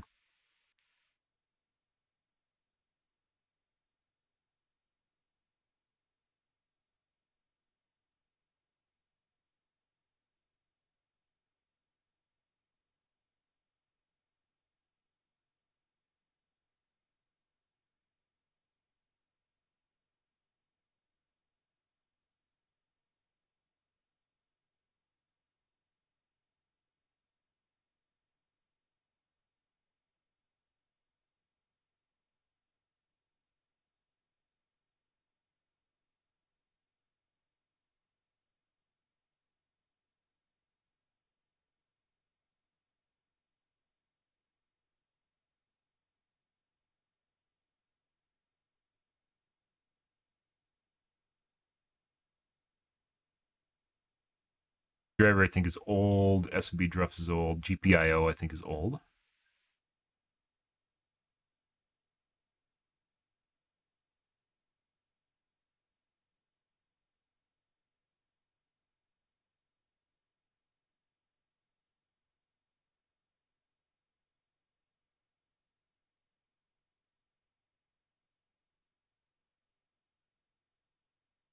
Okay.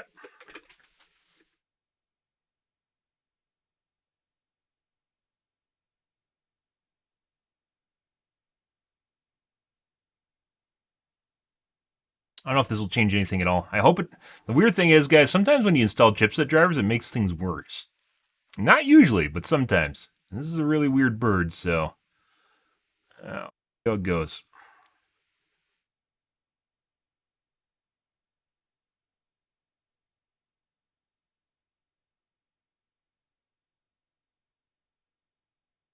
Vcache Performance Optimizer driver.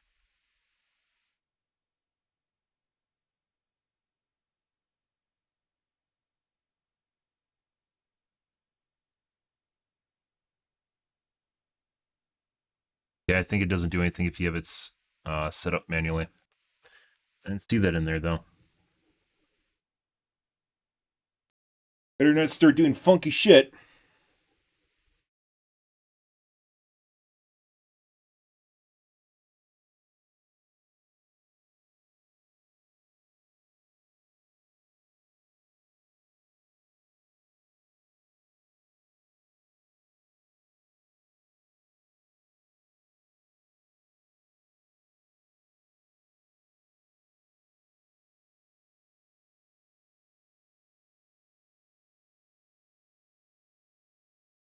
Huh. Oh, there it goes. For some reason, there's a lot of problems with slow boot speed, too. I don't know why. And apparently these things are ironing out with... motherboard manufacturers are ironing out. Asus has problems. Same thing with memory support. My memory was actually causing my computer to blue screen when I first installed it. It didn't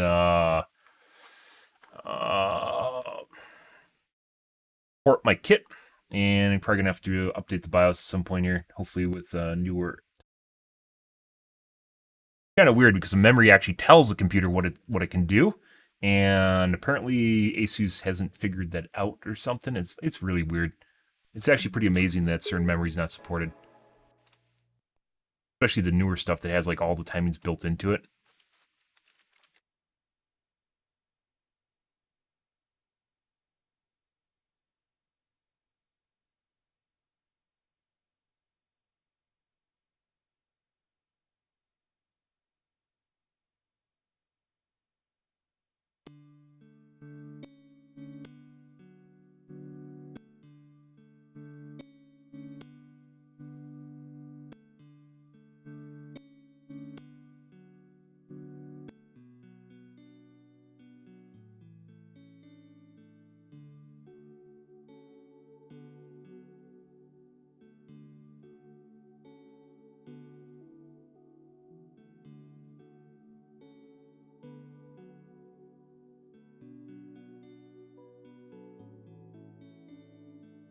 Okay, now let's see here. I think it's going to change anything, but maybe. I still have 2 unknown devices. I didn't install the video card. Because technically my chip has a built-in...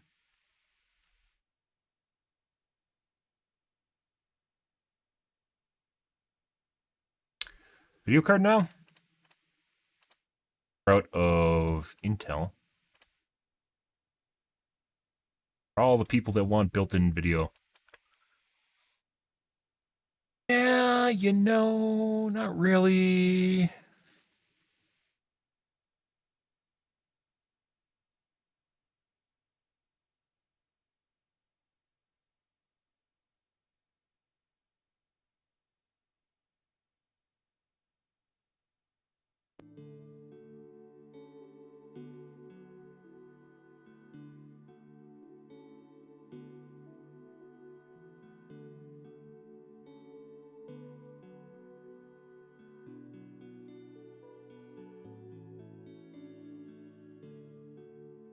I plugged it into the other USB-C port.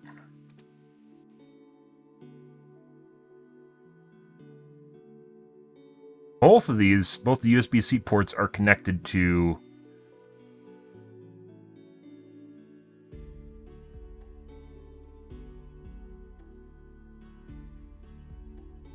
.2.0 hub. What?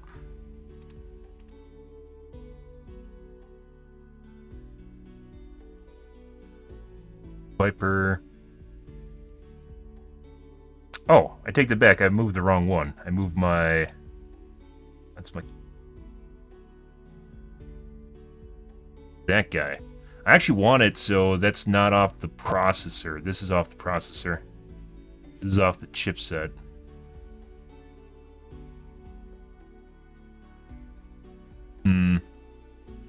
Okay.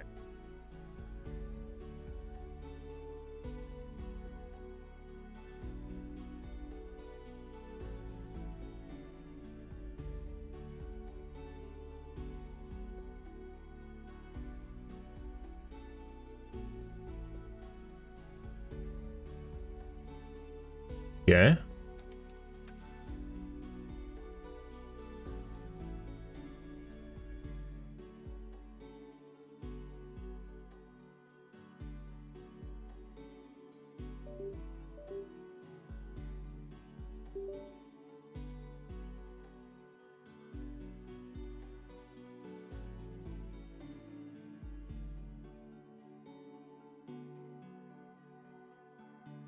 And again.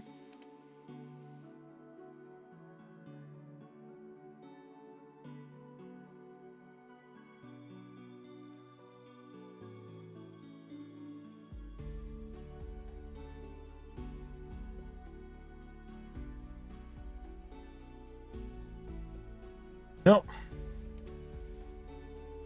This is fucking weird.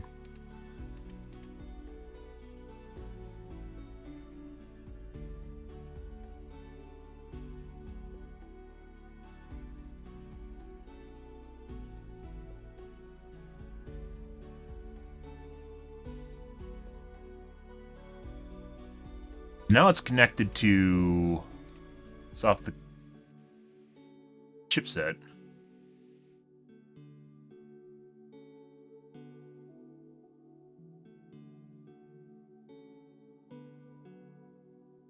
Where we want to be. This is exactly where we want to be.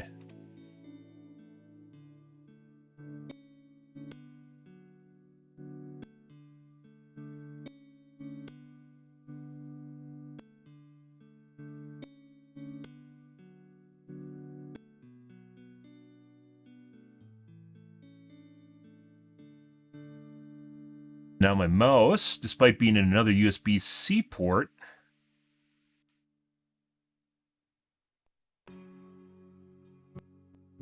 my mouse is actually connected directly to the chipset now, the other USB-C port.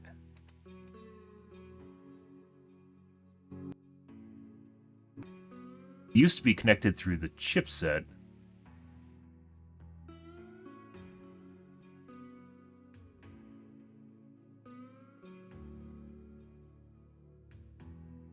Keyboard.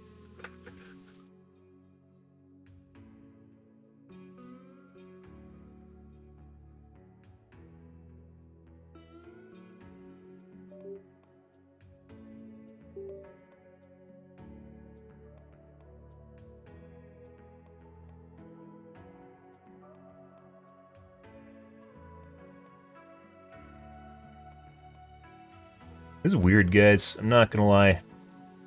This baffles... Like, the ports aren't even next to each other. Like, that's the weirdest shit about this, is like you think they'd be in the same thing, and they aren't. This might.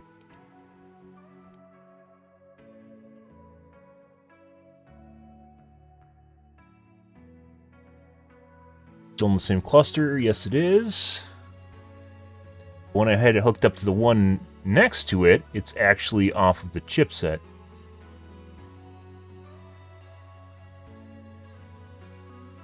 Or maybe it's not.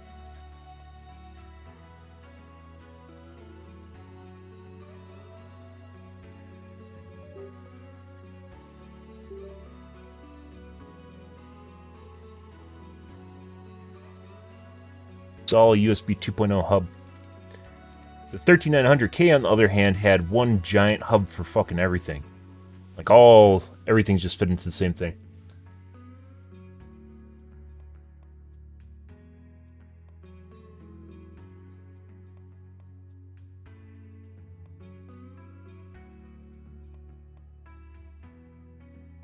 So they must all be on the same hub.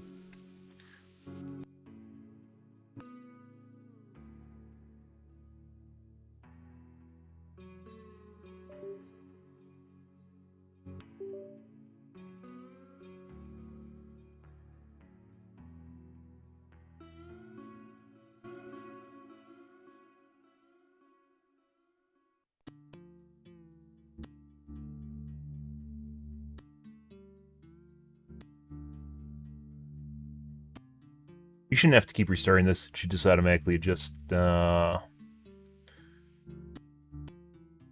changes.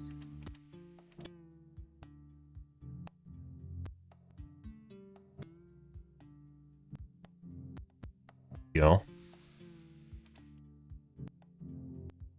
Now it's plugged into a red port. I don't know what the red port is. We are 416. 416, 3.1, 3.1. So it looks like they're good now. That's what we want to see.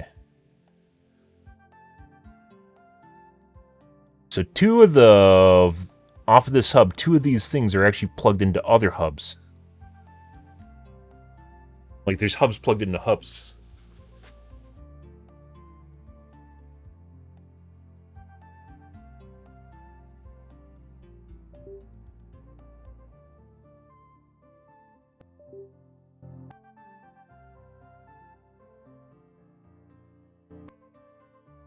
That port cluster, guys, makes no fucking sense. It's just like they used hub chips in there for...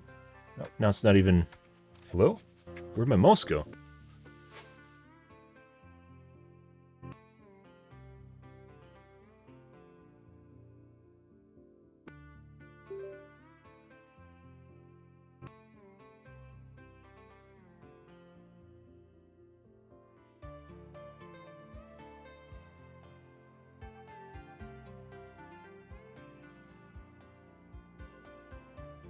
So this should be plugged into a USB 2.0 hub now. Assuming the black ports are actually USB 2.0.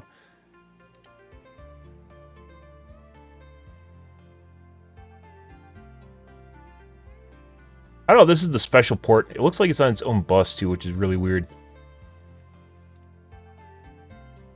USB supported 3.1? What? It says USB 2 here.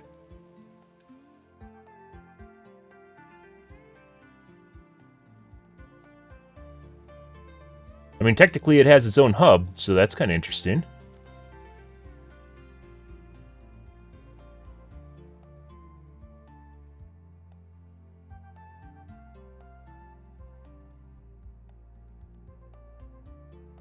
And it's not even USB 2.0.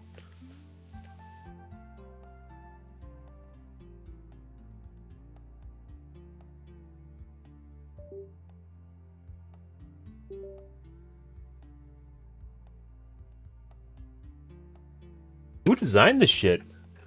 Like, why would you design it this way?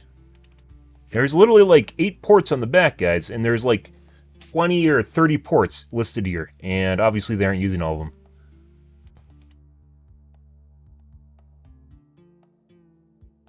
Just the motherboard engineer was just having a heyday here. Plugged in the same. But now I think it's actually plugged into a USB 2.0 hub, which are the ports right next to it. That's where it was connected. Now it's plugged in the chipset.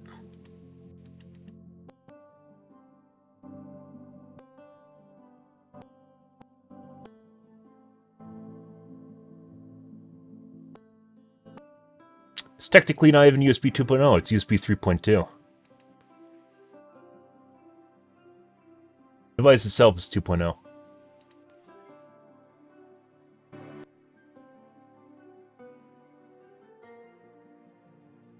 What the fuck? And then there's the 2.0 hub here. It has to be a problem with hardware info. I can't imagine it being this broken. This doesn't even make sense.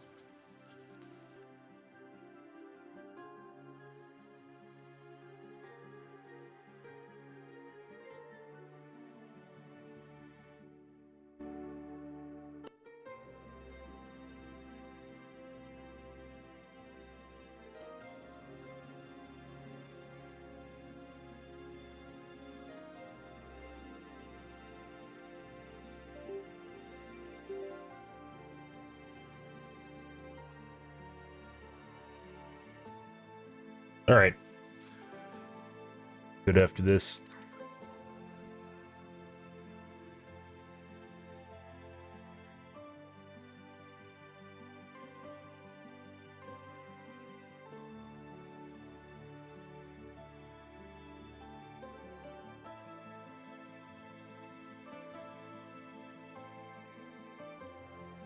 What?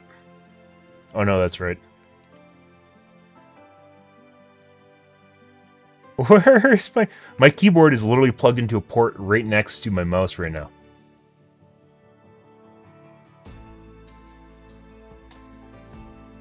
Oh, I guess it's in the chipset. What the fuck? What? What does this even mean? The ports aren't even the right color. They don't even...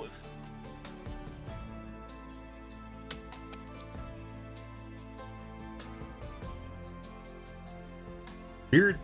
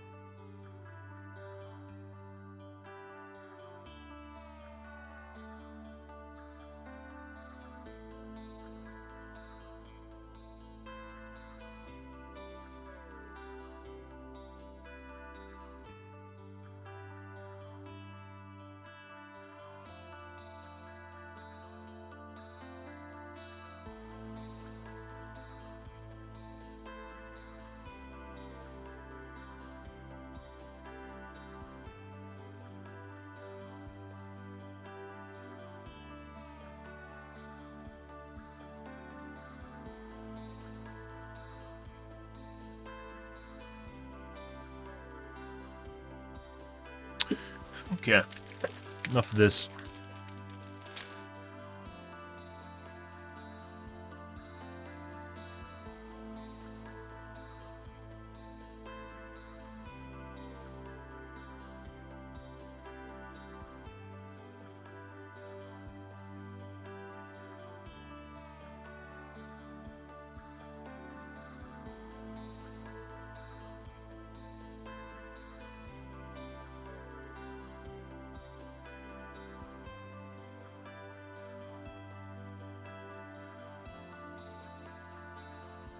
There we go.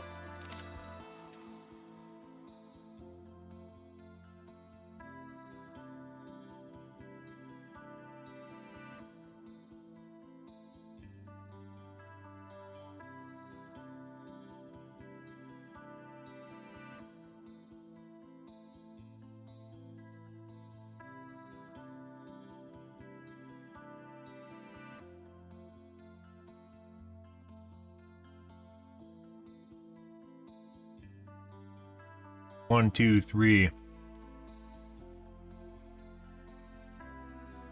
four.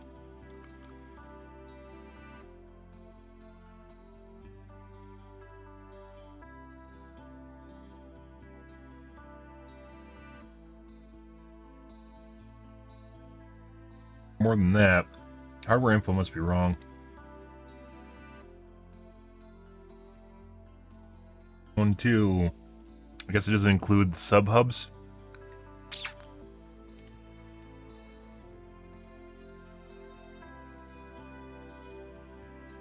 Three. And then that.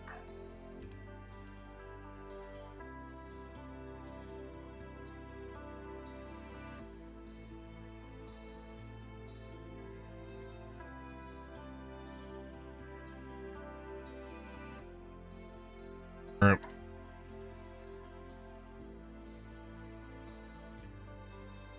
Oh no.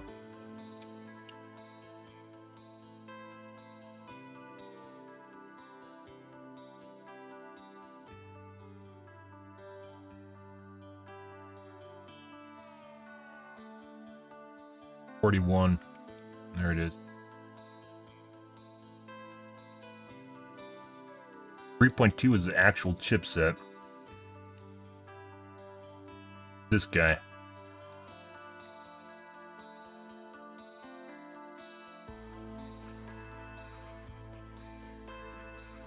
Zero zero 11. No. 2.0. That is... must be this guy. So, maybe this is wrong. It says it's 3.1, but it's not. 0043. Yeah. Kind of weird it has its own hub.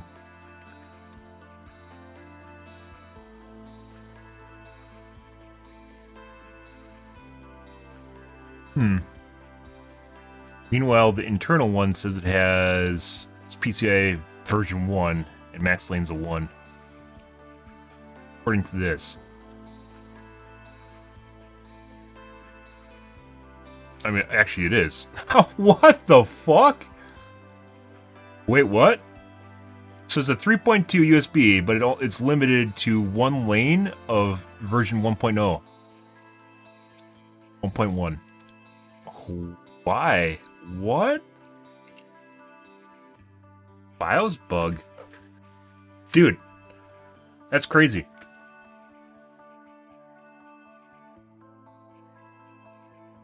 Ports aren't even labeled properly either. 0.5. So one lane of 1x is 250 megabytes per second. It's very slow compared to today's standards. We have Viper 8K is on 341.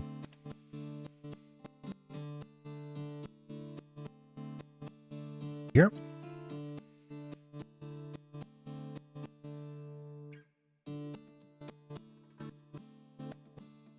Yeah, the higher USB 3.2, the better hub, or the better controller is limited to version 1, 1.0, 1.1.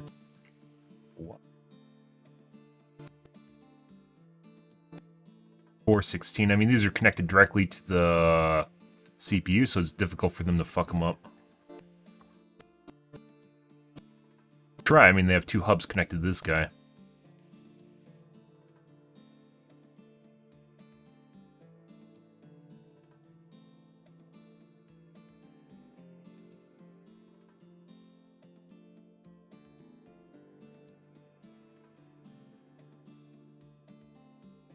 Any of those.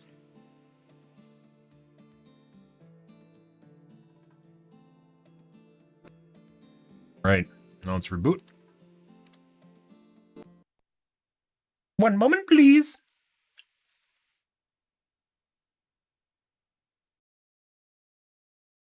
Does this really matter? I think it does. At least when I was using my 5900X, and then once again when I was using my 13900K, prior to me getting a new video card. I think it actually matters. Because my old video card had USB-C in it, and the entire chipset for my 13900K was off of one USB hub controller. Where AMD, on the other hand, uses multiple. It's kind of weird. Different way of doing things.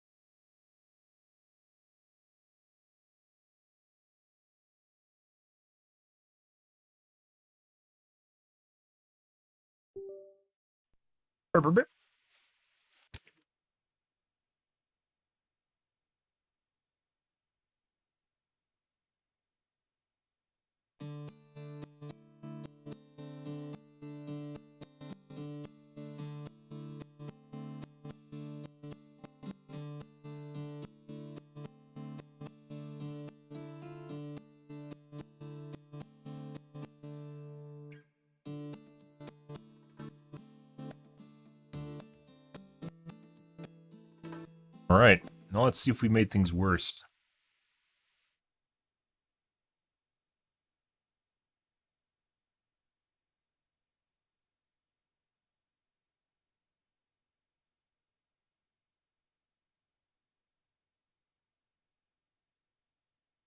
better.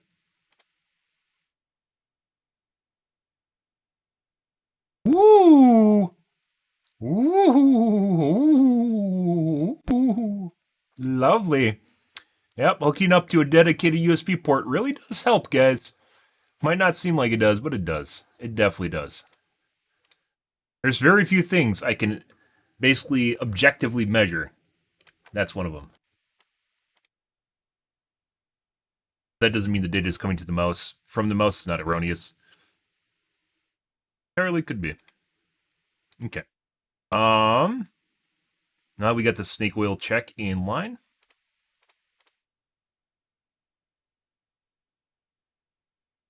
Play the gamazes. You guys can go back to looking at my pretty fingers.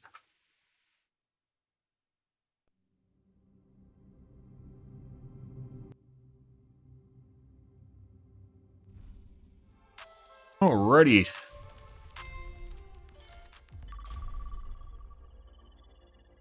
Next game.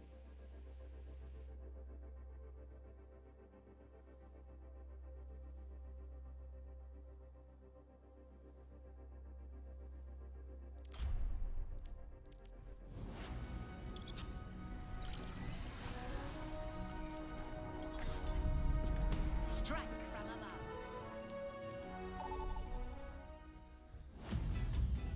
Traveling to repair your defenses. Select your hero. Does look like it's using part of Core 8. It's not using much at all, though.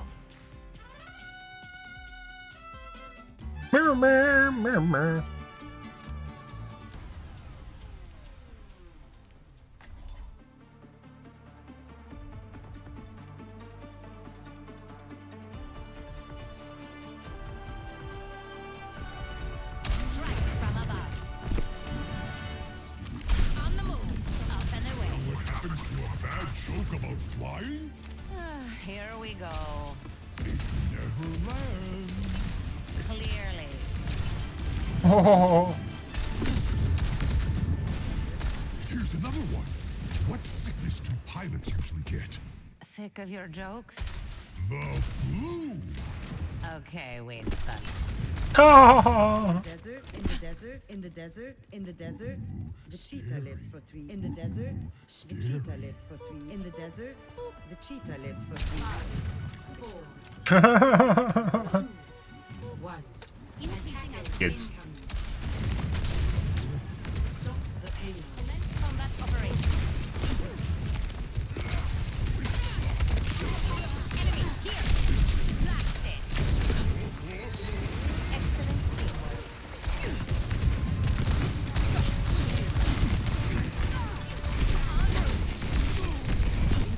That's one long range aimbot grenade. Mercy, Bucky got it done.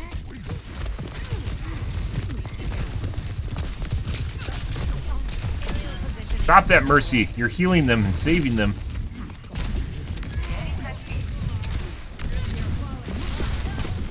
Oh.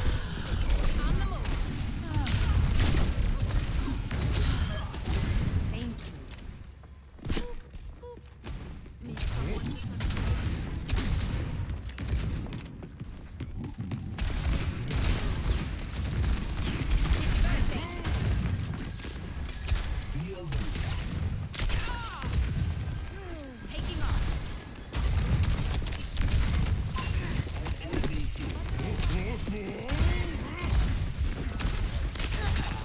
Formation, go! Enemy over here.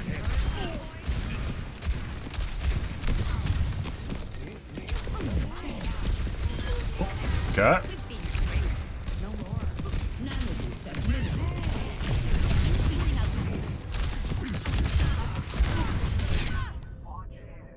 She's behind me, guys.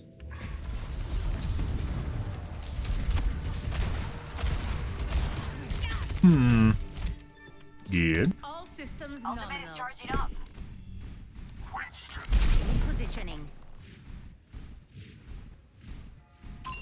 Here is an enemy. Ah, the Me Too Pharah. Pharah is a counter to Pharah. Pharah is not a counter to Pharah. Positioning underway. Enemy here. Swish. Enemy over here. Oh. Try and shoot me. You enemy here.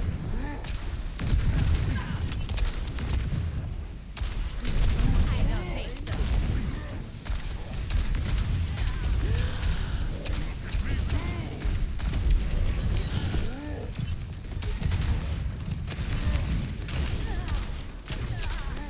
Fucking monkey.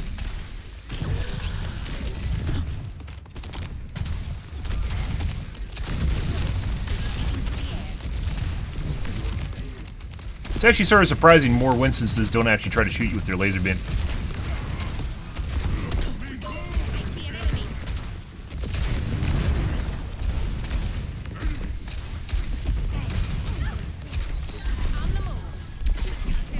Okay.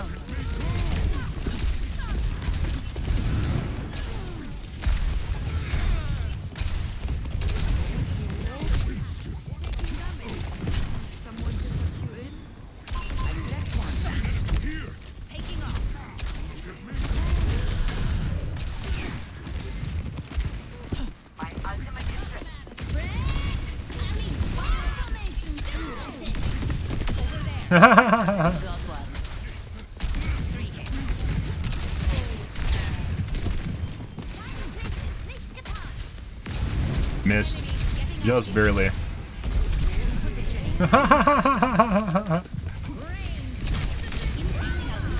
Oh.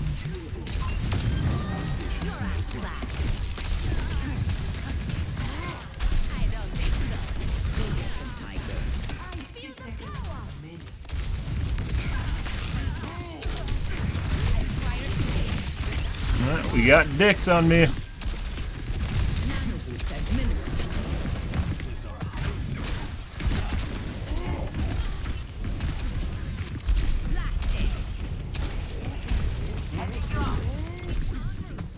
Ah. No.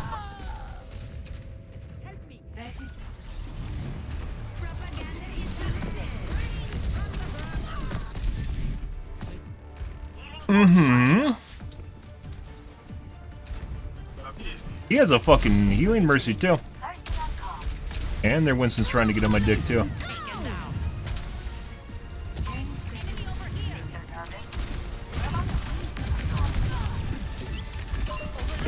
There we go.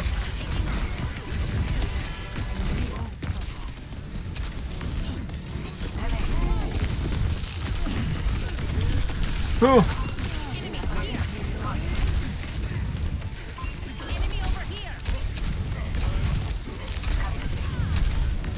I'm actually flicking too far. Things are much more controlled than they used to be. Okay. Wait, what?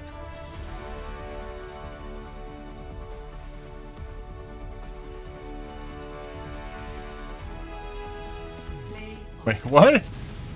Do I have someone on ignore? Oh, hey, look, she shot me while I was ulting.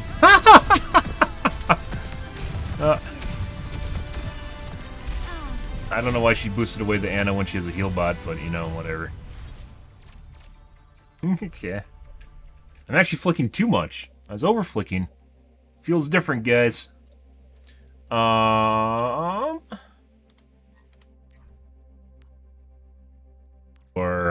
Ana was very good. Milk me. Okay.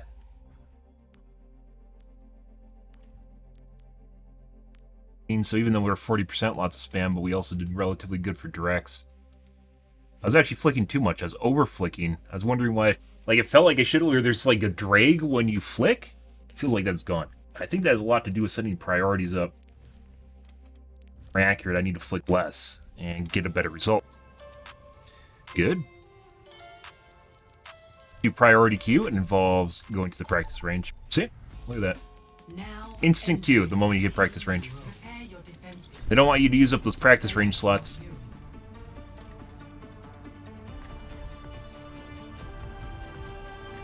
You guys want some water? There you go. Dehydrated.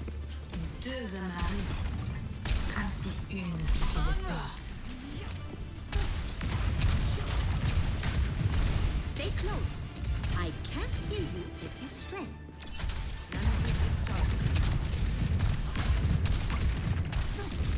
I smell blood in the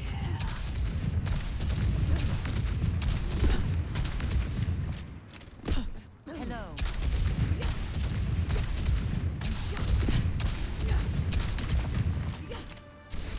Greetings. 5, 4, And let's see if they have a widow. Thanks for the assist. attackers in. Defend objective A. Excellent teamwork. Oh yeah.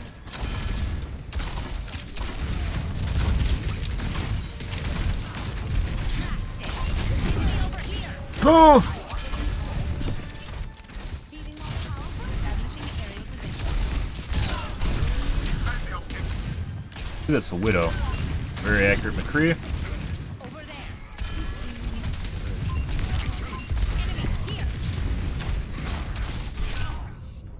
The widow is literally still sitting on the ledge for whatever reason. Yeah.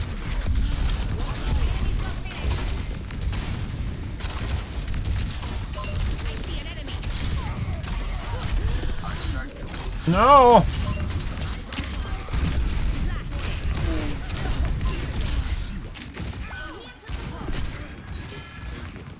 and away. Like I mentioned before, guys, if someone does a pop shot at you, it's guaranteed to increase their accuracy by 1,000%.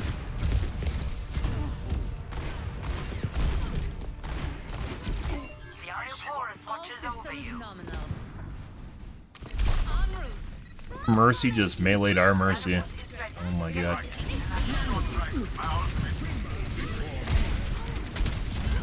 Enemy over here.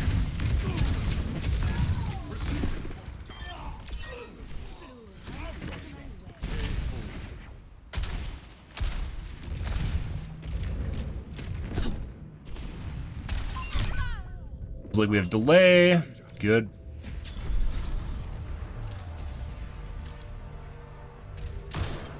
Game. Always Good. more to learn. Greetings. Sniper, keep your head down.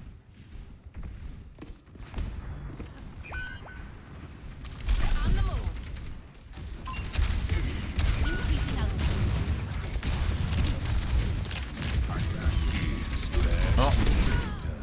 Maybe we could have blocked it on the lamp. That would have been a tough call. Remember that's there.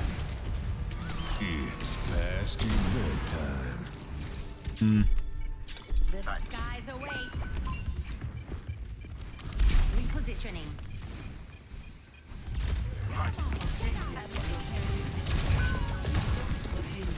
What's their Doomfist doing? Why? Outnumber us. Sit tight. Oh.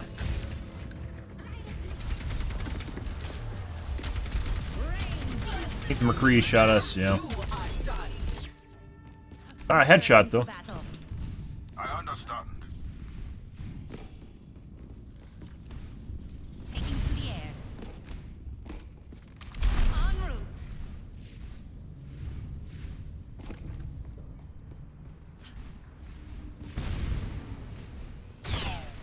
Huh. Sounds like that's fucking waiting for me.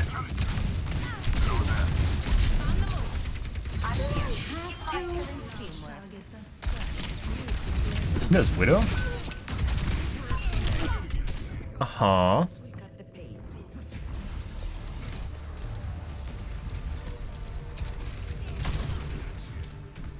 I heard. Aims down at the ground, shoots me in the face. Good. In-chip MN. We're off. Aerial positioning underway. Hello, I can see you. You called? Thanks for the assist.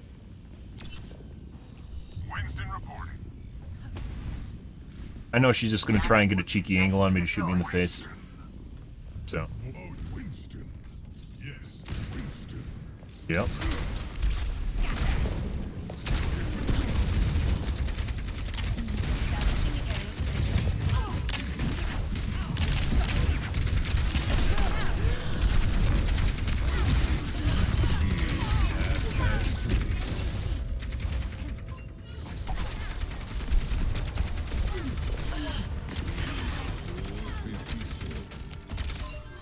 Shake it off. Helping you out. Taking to the air. Winston, my ultimate is charging. I need a hand.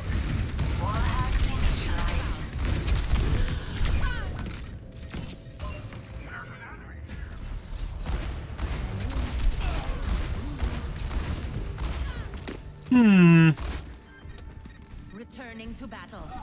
This will cut the pain. Taking off. I will not waste this opportunity.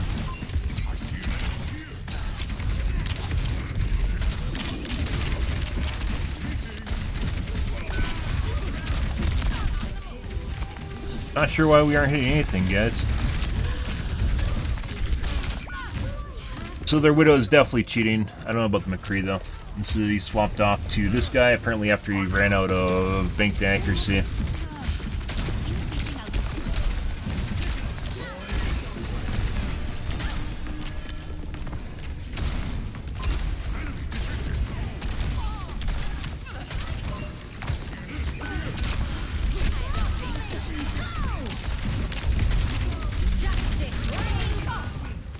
Uh-huh. Justice reigns. We're outnumbered. Be advised.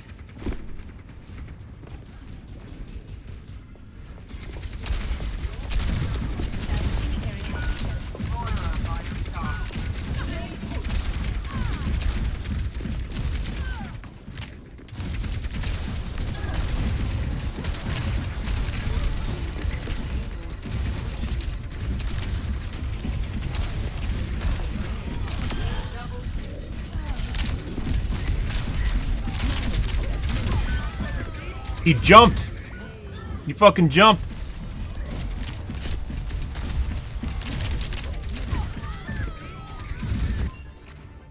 Shake it off. Over here! Aerial positioning underway. Uh-huh. This guy already knows cheating. He's just trying to be a cheeky piece of shit now at this point. Yeah. Good for him. The skies away. Huh.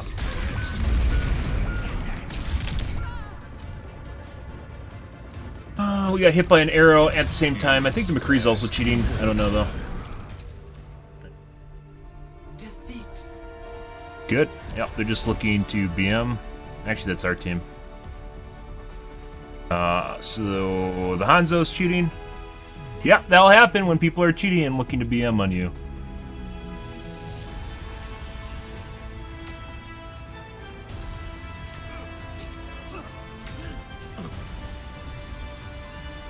$1,300. That's a pretty good burner. Good. Alright, let's do some reports.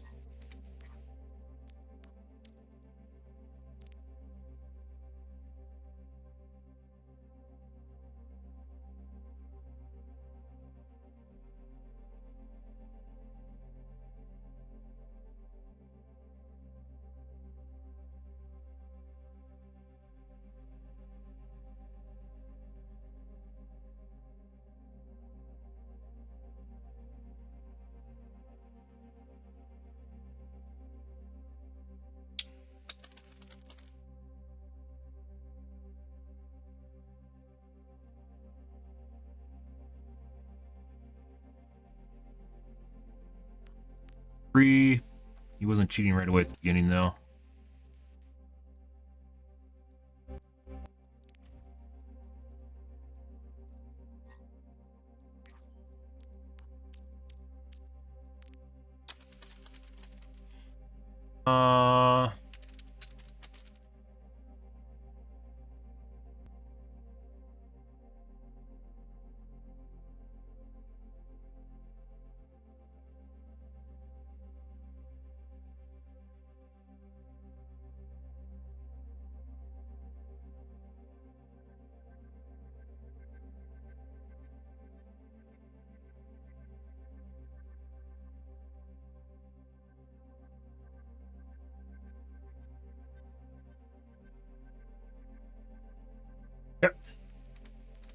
Next game. The McCree was much less blatant than the Widow was. Widow was 100% cheating, including the pre-aim we saw at the beginning of the match. Good shit.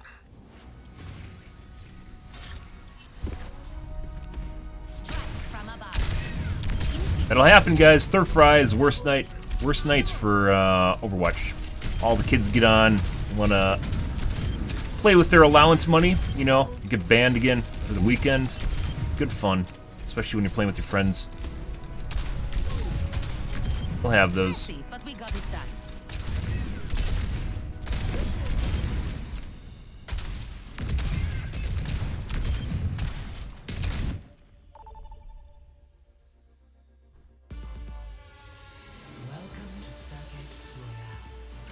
Mm-hmm.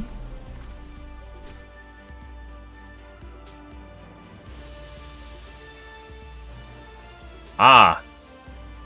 The elusive player. Which, by the way, could actually just be like LAN Cafe account, or it could literally just be someone with a disposable name. It's almost anonymous. Too bad this game doesn't have an anonymous mode. I actually wonder how much sus bullshit we'd see with an anonymous mode.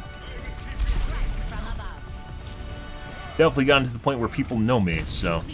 And quick play, that is. Including people that go out of their way just to fuck with me. Nothing to do with streaming. I'm pretty sure most of them don't even know I stream. It's not stream sniping, it's just people knowing that I play a lot of quick play and play Pharah. Pharah's fucking haterade for cheaters. How do you think your fancy jumpsuit would fare against my hammer? Whose jumpsuit? Yeah, I didn't respawn. 5, 4, 3, 2, 1. My voice line.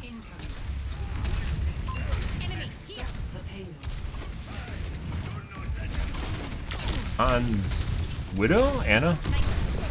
There's a Widow trying to do pop shots. Alright, that's not a good sign. Probably means they're cheating. Good. We'll see.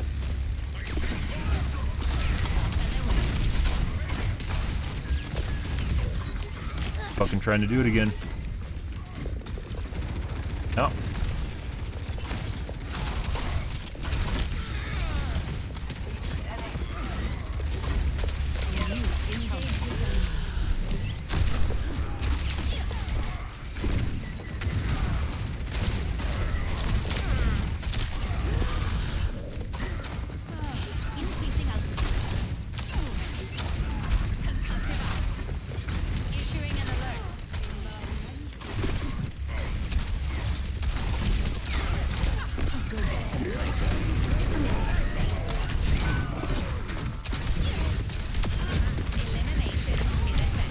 And the Widow came back.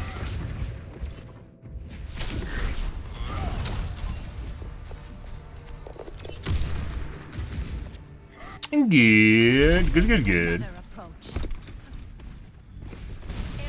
I still don't know why this game's only using 7 of my 8 cores. Fucking weird.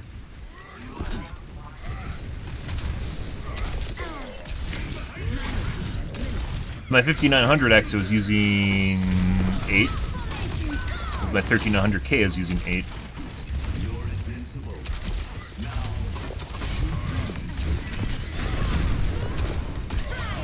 No.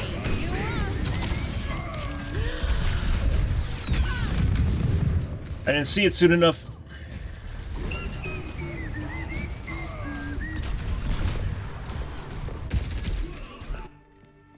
I don't stay down.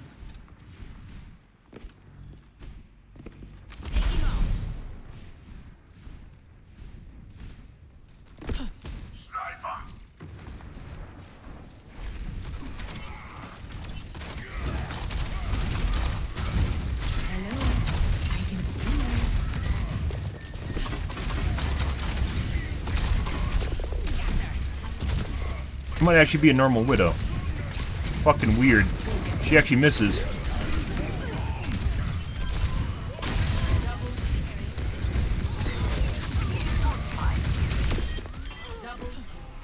Oh. Actually looking pretty poor. again.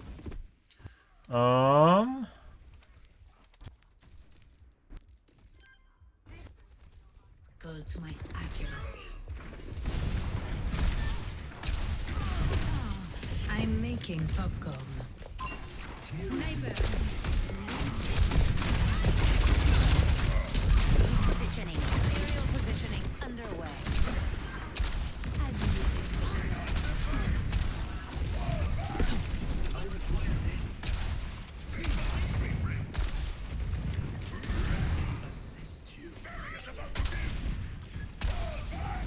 Probably a cheat diff more than a widow diff. Yeah. Oh, we have a good hold though, so.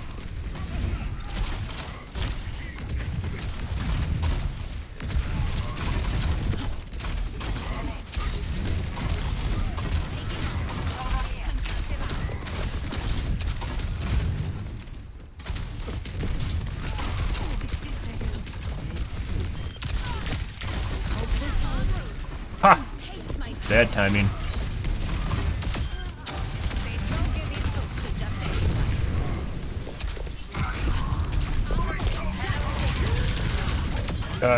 Split the difference.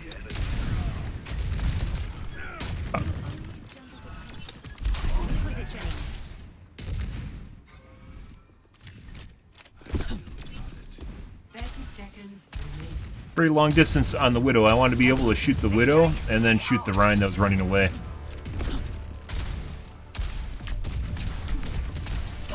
I see an enemy. Excellent teamwork.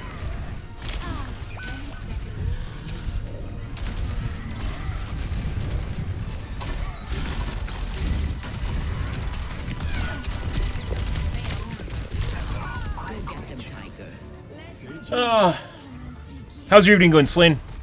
Happy Fry Sat. I'm under attack.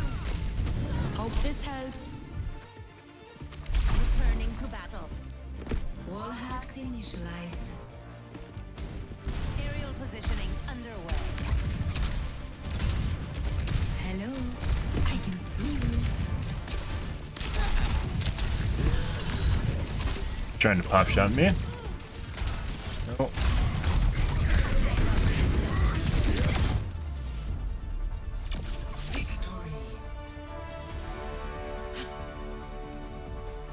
Or 311.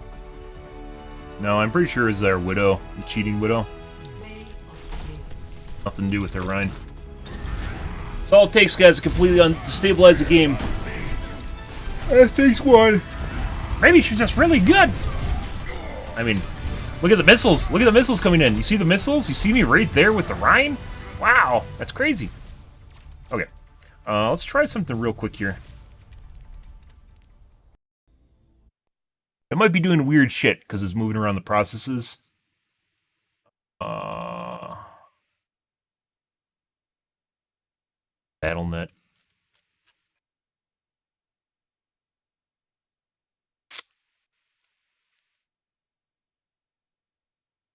Where'd you go? There's Agent.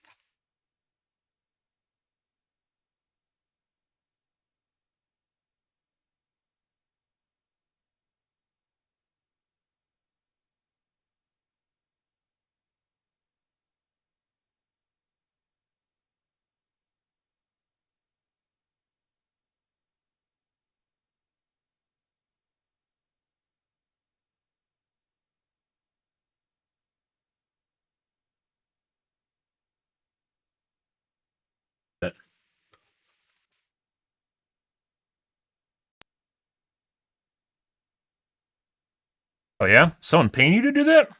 Where do you get funding?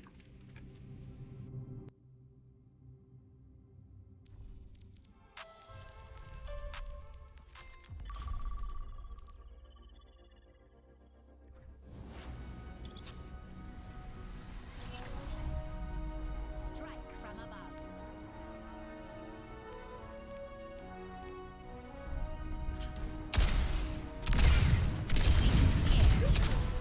Double when I'm hitting my shots. Hobby. Touch me.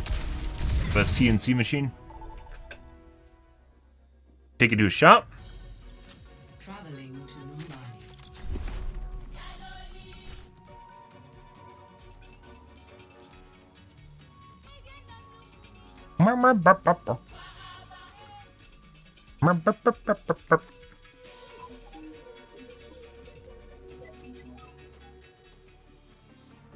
Hmm.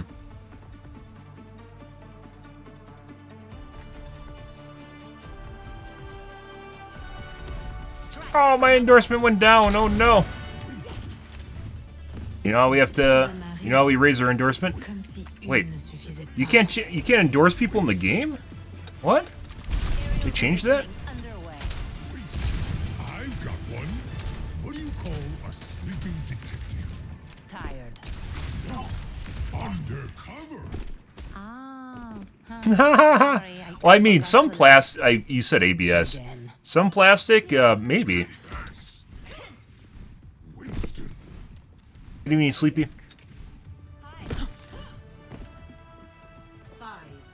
Some plastic, not all plastics created equal. Plastics are very different from each other.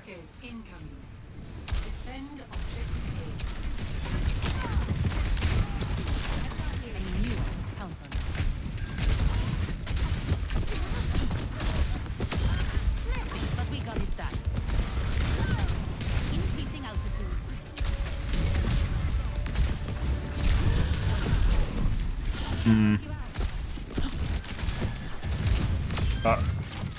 Hey, buddy.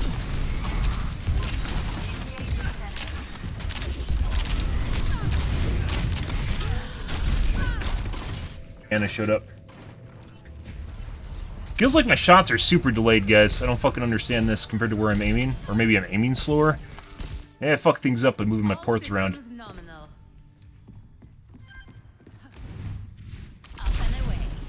Junkrat? Yeah, no. Bye. Heads up. I saw that. I was like, do we have a Junkrat? I better jump over it. And then I did.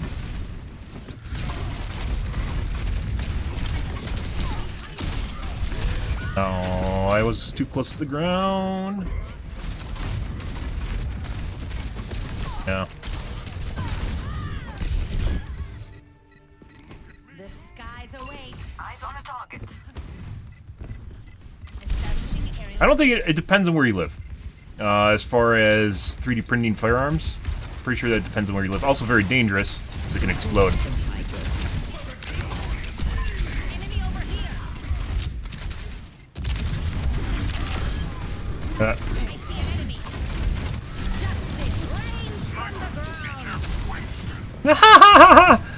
That was actually a voice line? Intentionally a voice line. I mean, I did that on purpose, so I wouldn't get sniped.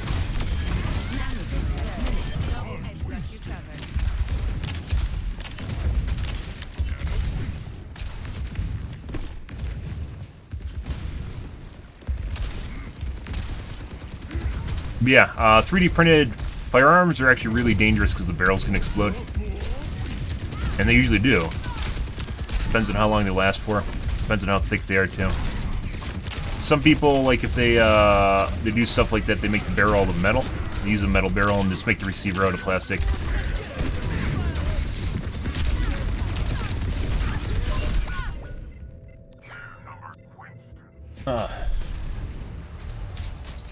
It wasn't the soldier that killed me. What? The fuck? Okay, my head's in the game. I'm making popcorn. Also, Core 8 still isn't doing anything. BTW. Just sitting there chilling.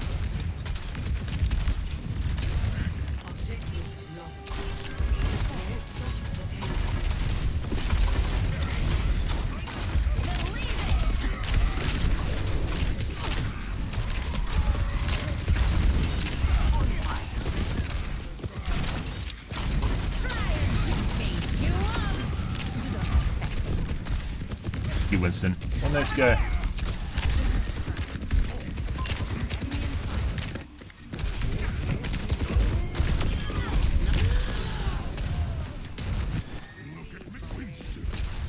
Good heals.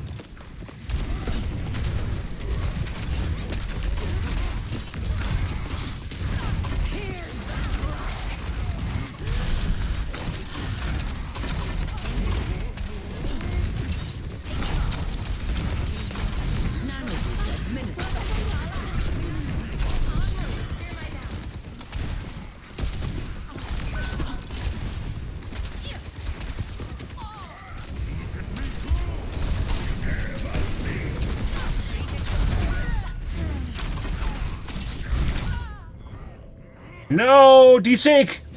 I thought I had enough time. I went forward instead of back. I could have went back and lifted off. Oh, he looked further away than he was. Some air power.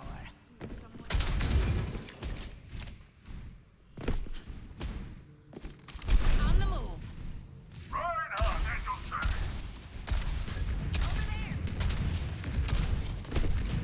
Wall hacks initialized. Dispersing.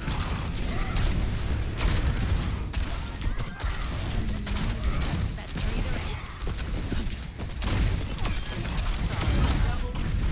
Kill them both. Nope, she's still alive.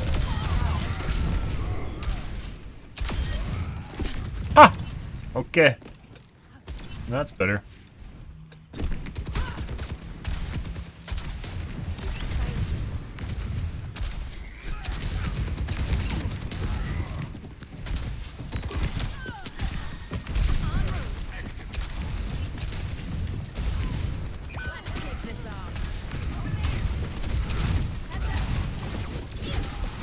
Pretty sure that's an ult.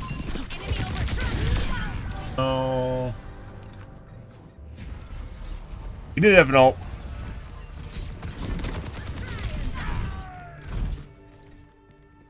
I don't want to talk about it. The payload has reached the checkpoint. Might get more than one view. I mean, you have to name them certain things and put in a clever graph or a thumbnail, and then have good production cuts with a lot of music between scenes where you're working on stuff in a time lapse. Picked off.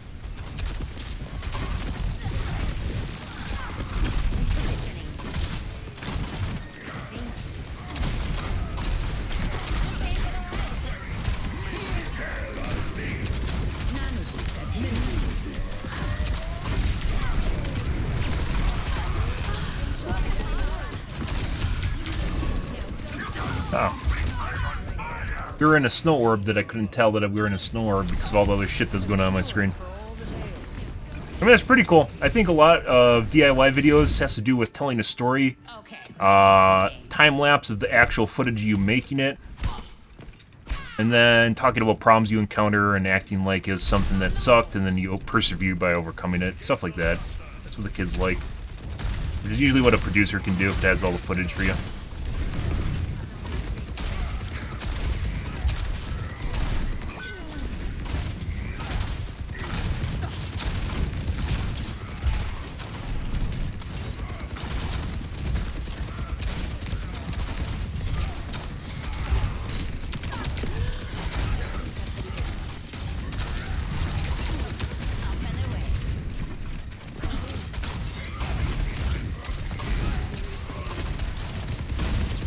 Fucking vines! They never fixed the vines, even between Overwatch 2 and Overwatch 1.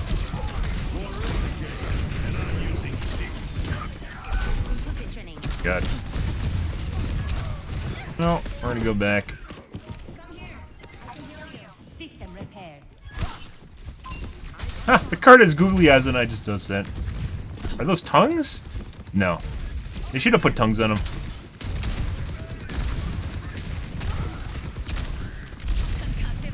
I think there's a railing in the saver, yeah.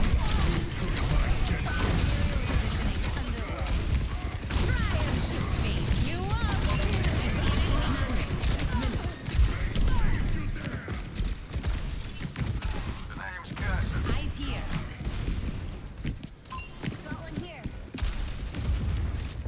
I require healing.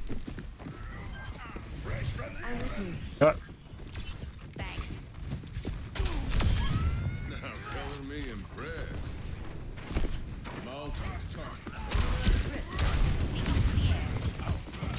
Santa's still over here. She likes that spot. No.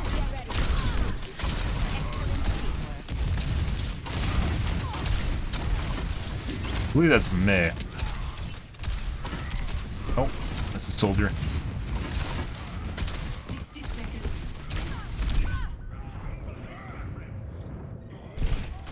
Was that before or after I eat? And his screen, actually it looks like he snapped to my face as I was eating away. Okay.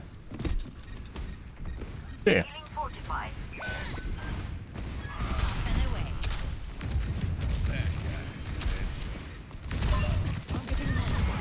أنا محدش يقدر عليا.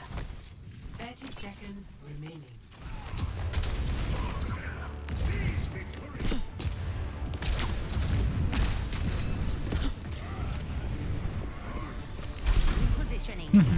No, we aren't gonna peek that.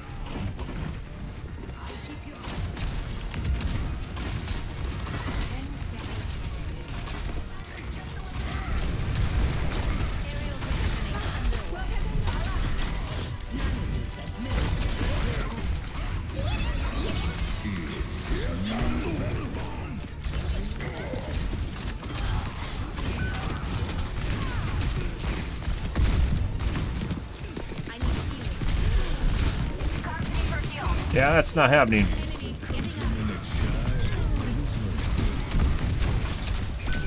Oh, I just queued.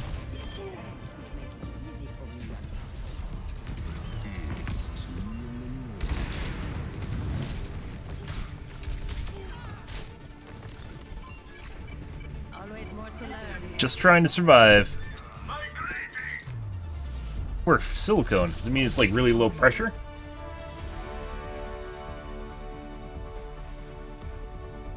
Not too bad. When it turned into that shit show there at the side of the corner, guys, holy fucking shit. Oh my god, it's me, guys!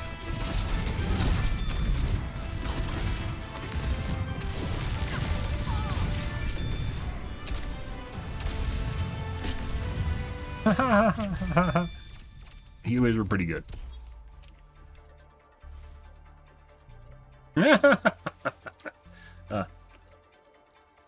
Too bad. We did have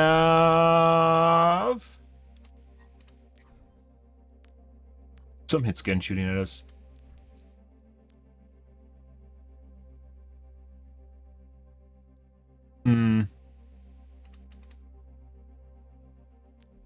Ryan still got 3k more damage than me. Am I good on Drex? Now arriving at Lijiang, prepare for battle. Select your hero.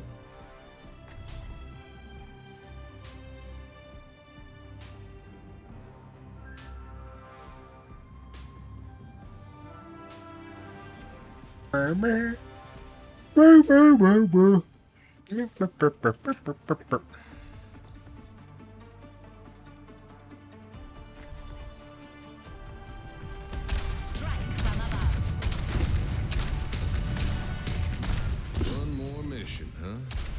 I'm in. Let's turn on Eye Bleed. Forget regulation. After this mission, I'm throwing a party. Eye Bleed engaged. Perfume on a pig, guys. Trying to make my shit monitor a tiny bit better. In exchange for eye fatigue.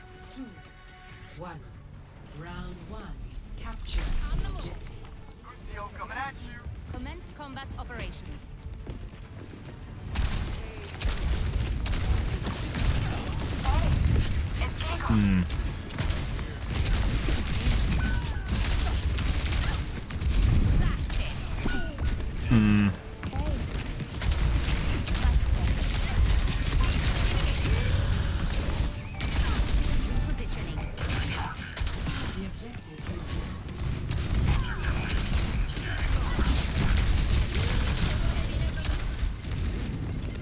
Guy's really hard up for my dick.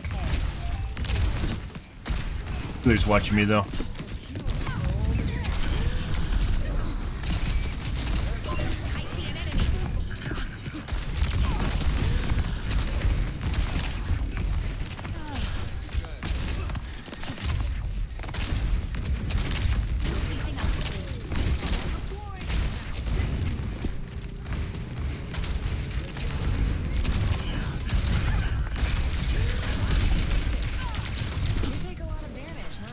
Yeah. Fucking ball just keeps hopping my dick. Bad guy. Take him out. Enemy over here.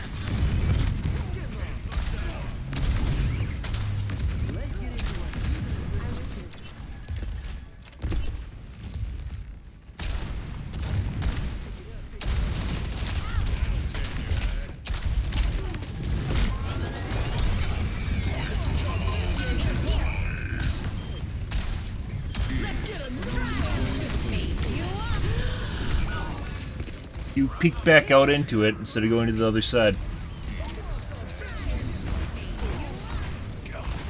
Why would you peek out instead of going back to the other side? Shake it off. On the move. Behold the children of Retinol.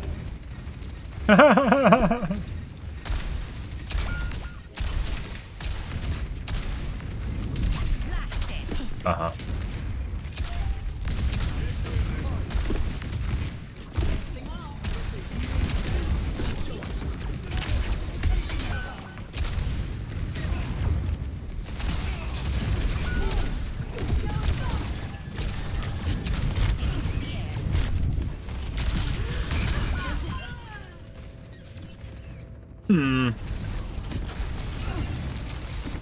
This is gonna sound fucking weird. For some reason, after I swapped to my 7950X 3D, it feels like the FPS is more blurry. There shouldn't be any difference at all.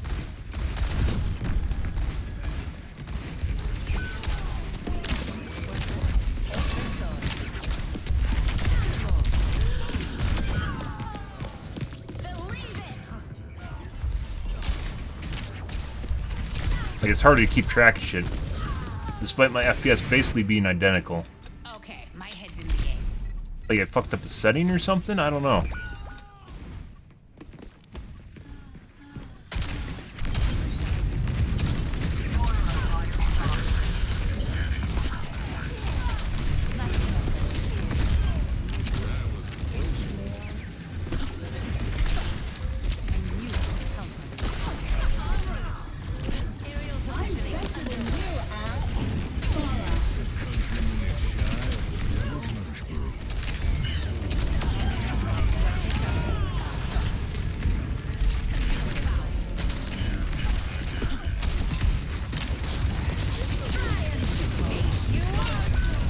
There we go. That's a big kick. That's a long stall if we don't get rid of him. Pre-aim. Double pre-aim on the Lucio after me. Pretty sure the McCree is cheating. Good.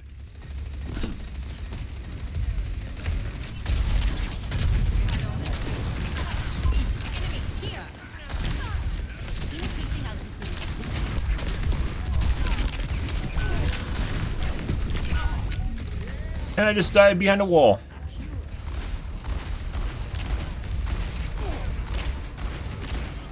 Set miss percent, maybe? Definitely cheating, though.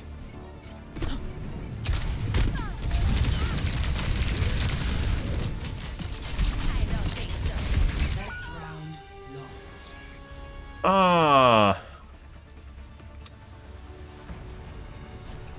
Score 0-1.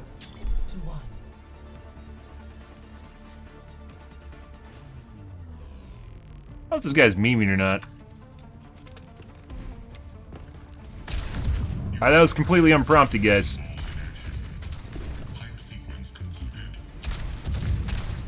Yeah. More field research. I don't know if he was memeing or not, but I'll pretend that he's actually being serious. Heck, question mark. Okay.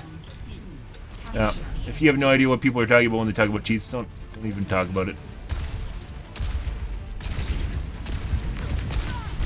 Other guy definitely noticed, though. Yeah.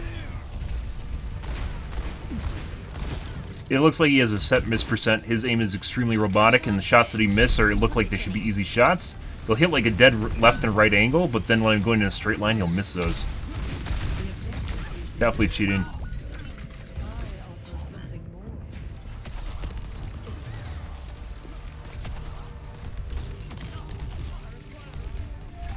Rare Lucio kill.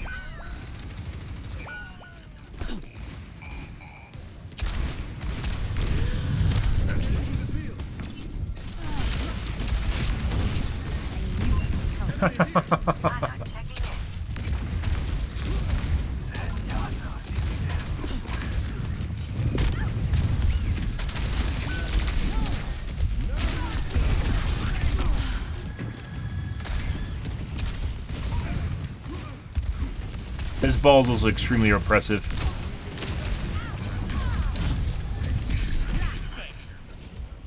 Other guys just memeing on Symmetra now. Let's just go try and break it.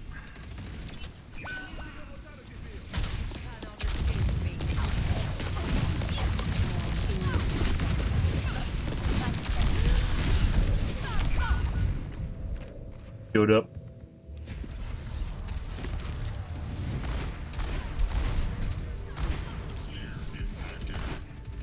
Let's show him some air power.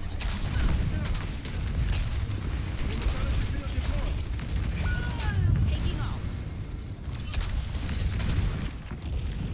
Oh, like, this isn't even close anymore. Repositioning. Go over here. Taking the point. Moving. This. Hola. Clear. Health restored. I don't think so. Yeah, you can hear him walking around while looking at me.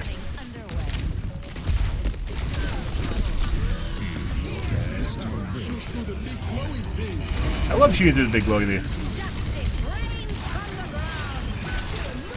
Did nothing. Did absolutely nothing.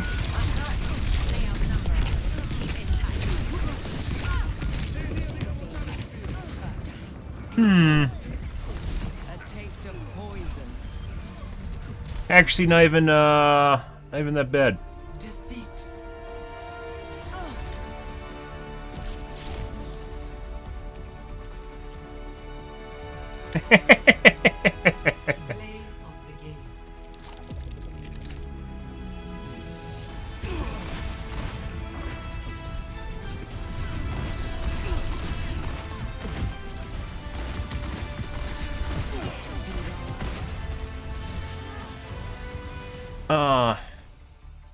Okay. Got McCree.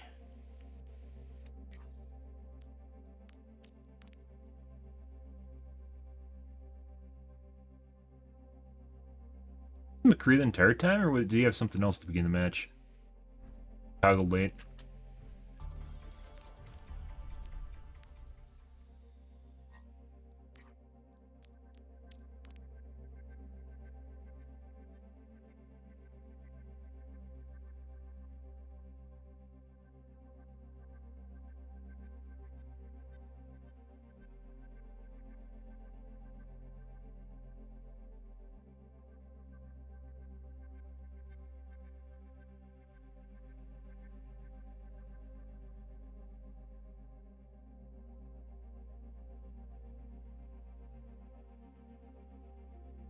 Okay, you don't need to think he's cheating.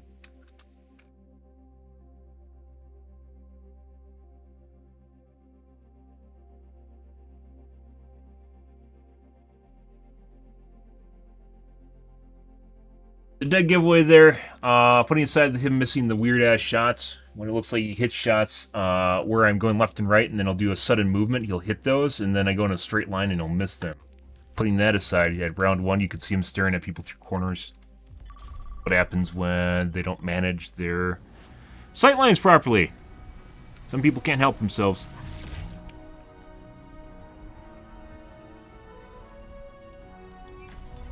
A lot of people don't understand how easy it is to cheat in video games, especially in Overwatch nowadays. All you have to do is type Overwatch cheats into Google and you'll be able to figure it out for yourself, so. Friday and Saturday nights are the worst out of all the days of the week, and especially Saturday mornings. They're like cartoons for kids. Where in most games it's usually the need hours in the weekdays, when basically all the casual peoples are sleeping. In this game it is the weekend. Friday, Saturday weekend.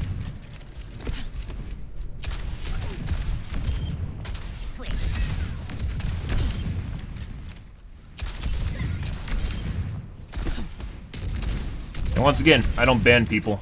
You just notify Blizzard that you think they're cheating. And Blizzard makes up their own mind on it. I'm sure they have a system for sorting people based on how many reports they're getting.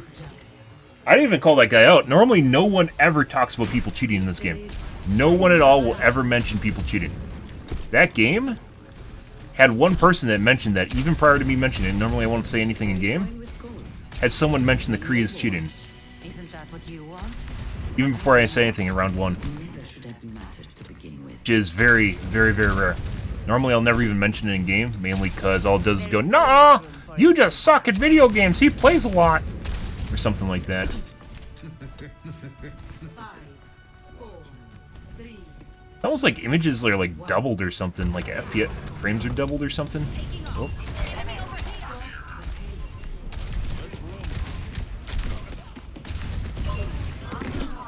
Okay. That is.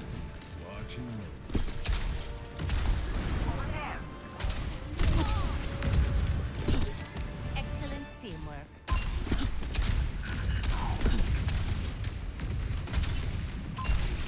I see an enemy. Repositioning.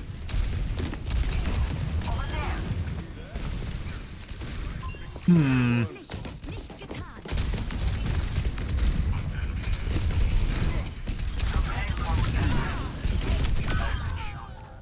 Fucking weird. I fucking killed the Mercy behind her.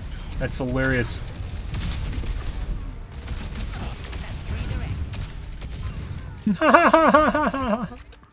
Always more to learn.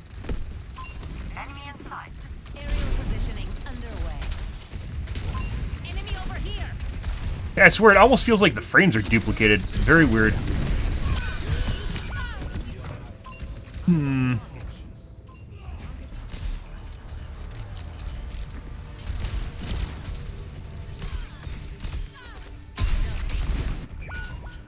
Let's show him some air. Come on, team. Push the payload.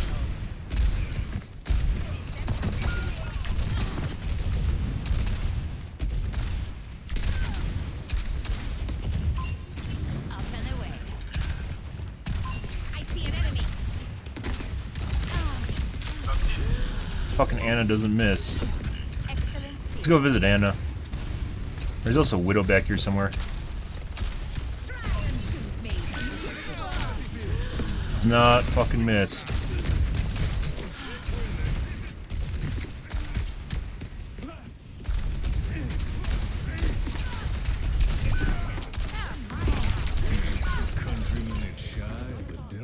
Hmm.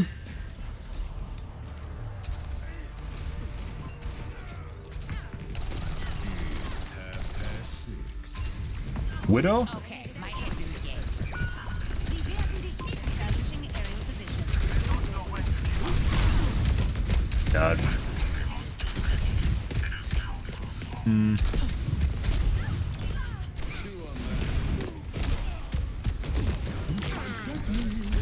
Fucking Anna.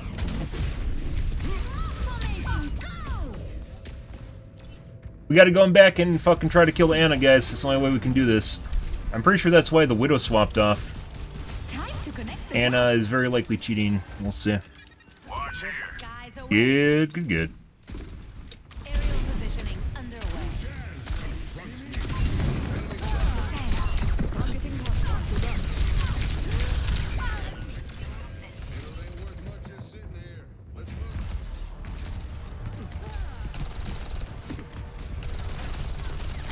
And that's the Widow. Widow also looks like she's cheating.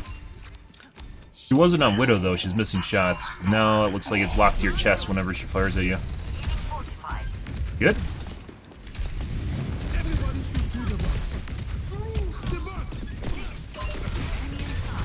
Oh. It's 4:57.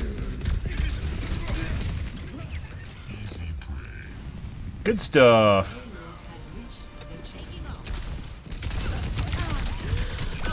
Holy fucking shit. That's the Farah? Holy fuck. He's so stupid he just kept holding W and ran into my second missile. That's really tough to do. Like, you actually intentionally have to keep holding W to run into the second missile because it pushes you away. Oh. Crazy. Stuff. We're gonna die a lot now.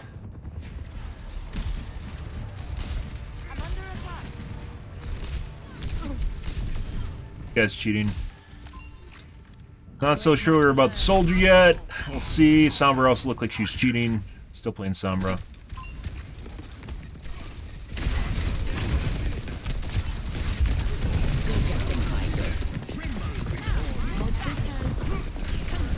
Oh my god, game.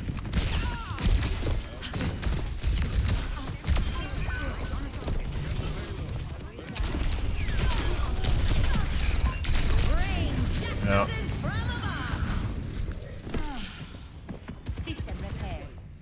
Mercy ran away.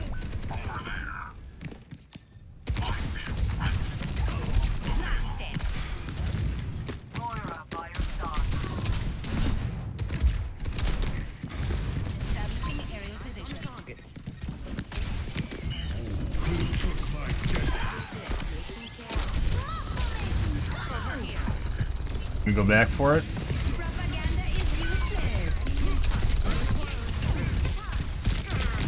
Yeah, she did go back for a heal. I should have just camped the body. These guys are obviously a duo. Pretty sure Soldier's cheating as well. It's probably a cheat squad. Fun! Welcome to the weekend, guys.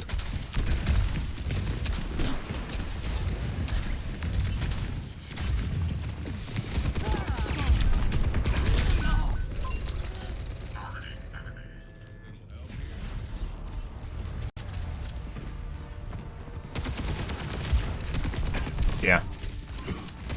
150%. Good. No wall look, though. And pre-aim.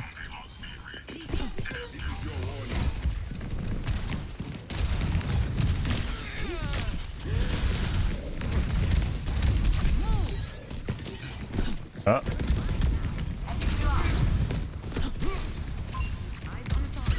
So you just dropped down and went inside? Yeah.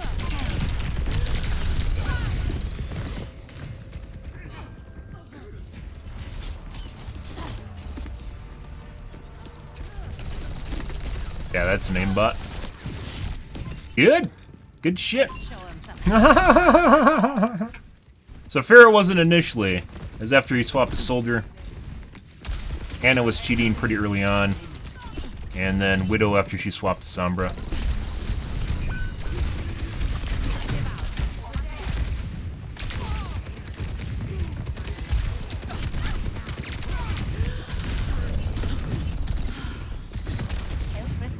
What? Why would you do that?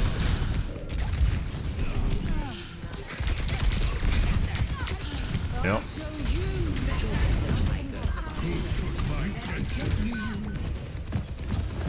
Mm-hmm. Who took my dentures? Looks like it's still... the fucking aimbot's still turned on even when he has an aimbot on. What?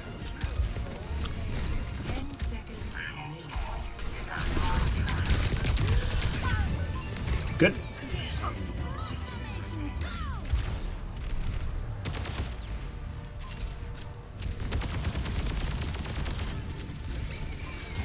Might be a bone mesh too. Both Sombra and the Soldier look like they have the same one. It'll go down to your crotch and it'll bounce back up. So it's probably a bone mesh. Good. Alright. Let's see. Let's start with the Anna.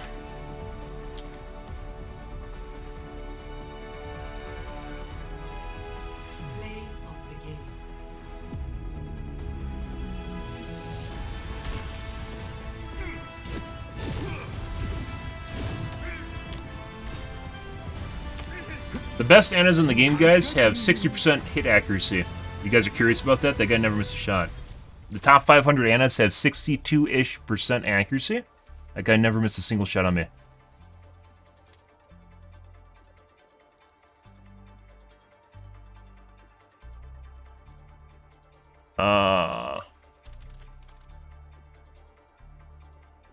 We see any wall looks? No.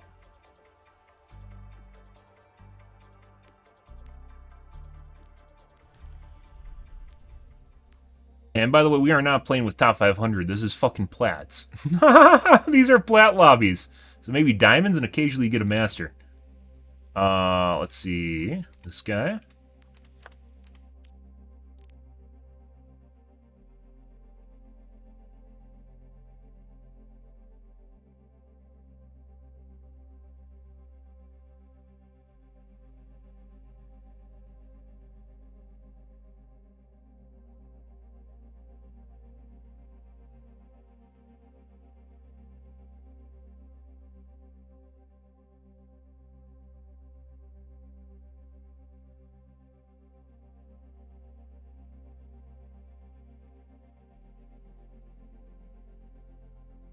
Uh...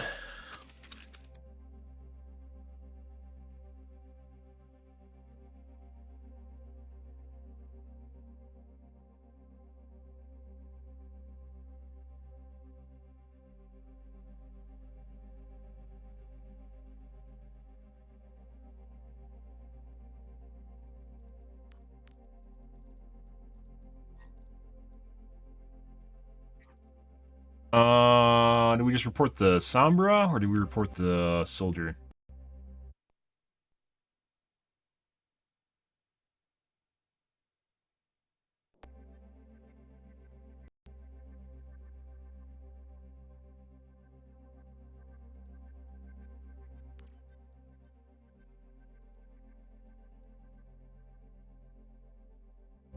Widowmaker definitely was not cheating. It was after he swapped to Sombra. It's basically, it's the same shit every time, guys. It's usually ego push, so whenever you roll them over, they feel as though like you have an advantage, and then they'll try to get an advantage on you. Or they think you're cheating.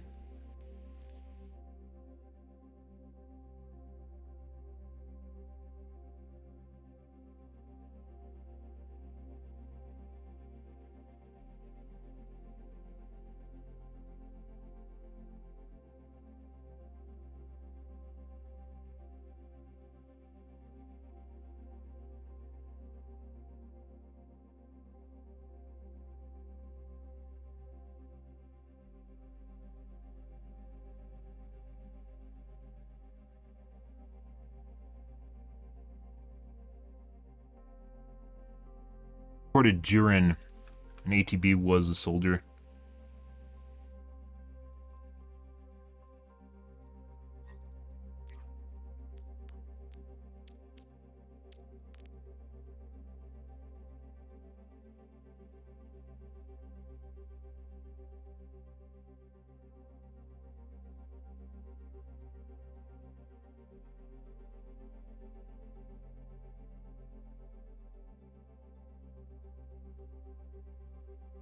Oh my god, I'd win!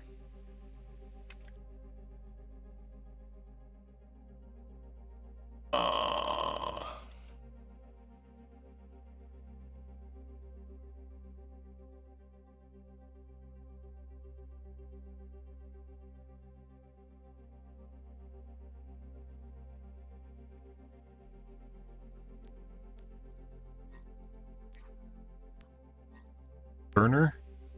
Don't know.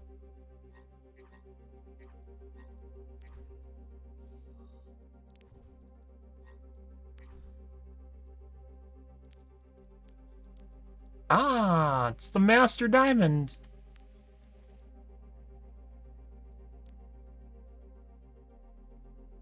%. So this is a top 500 owl. Top 500 owl player here, guys. Good for him.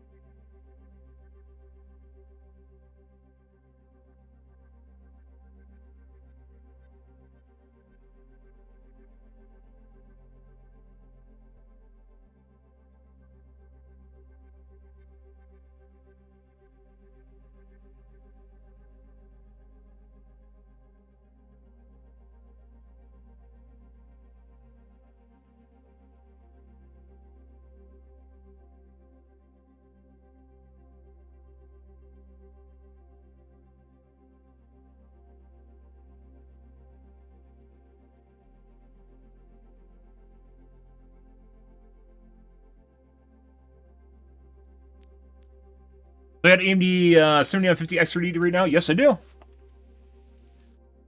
Ready.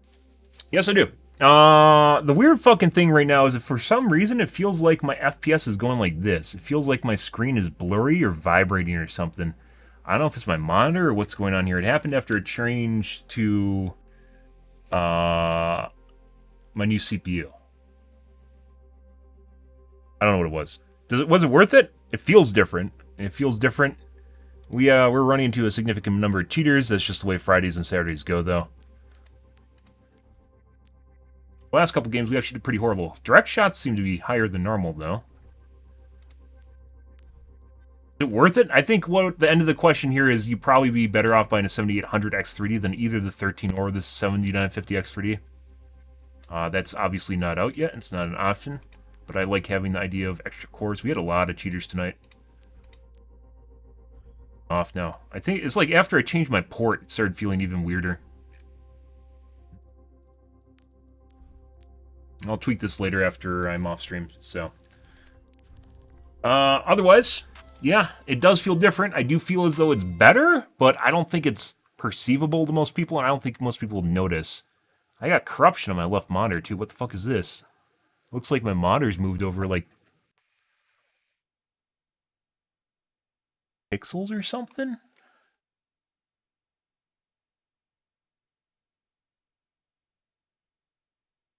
What?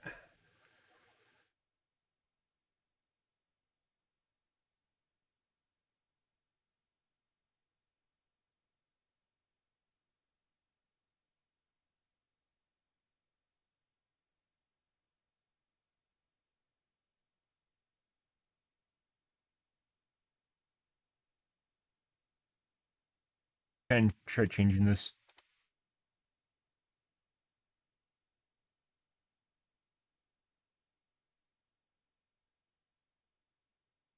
That's part of the photo.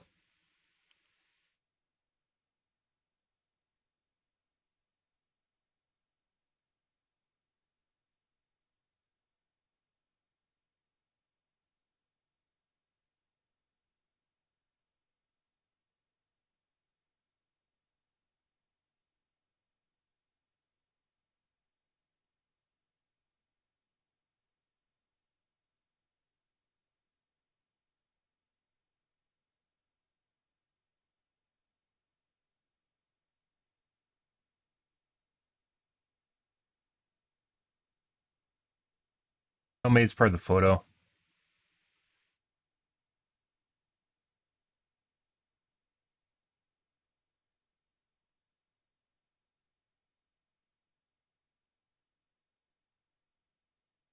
Looks like their photo's corrupt. Part of the edge is... Oh, it's just a bunch... It looks like it's a row of pixels that was moved from somewhere else.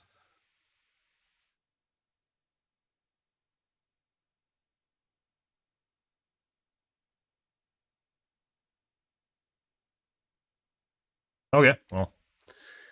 That's the thing. New monitor? Yeah, more than anything in the world, guys, I want a new fucking monitor. More than anything in the fucking world, I want a new goddamn monitor. Fuck this thing. Either gives me eye fatigue or it's sluggish and shit. Well, it's even sluggish and shit even with eye fatigue. I don't know, guys. I'm coming up in the air about it currently. Like it started out pretty good, and then now it feels like an awful lot like the screen's blurry or something. I noticed this when I turned it on yesterday. I don't know why that'd be a thing.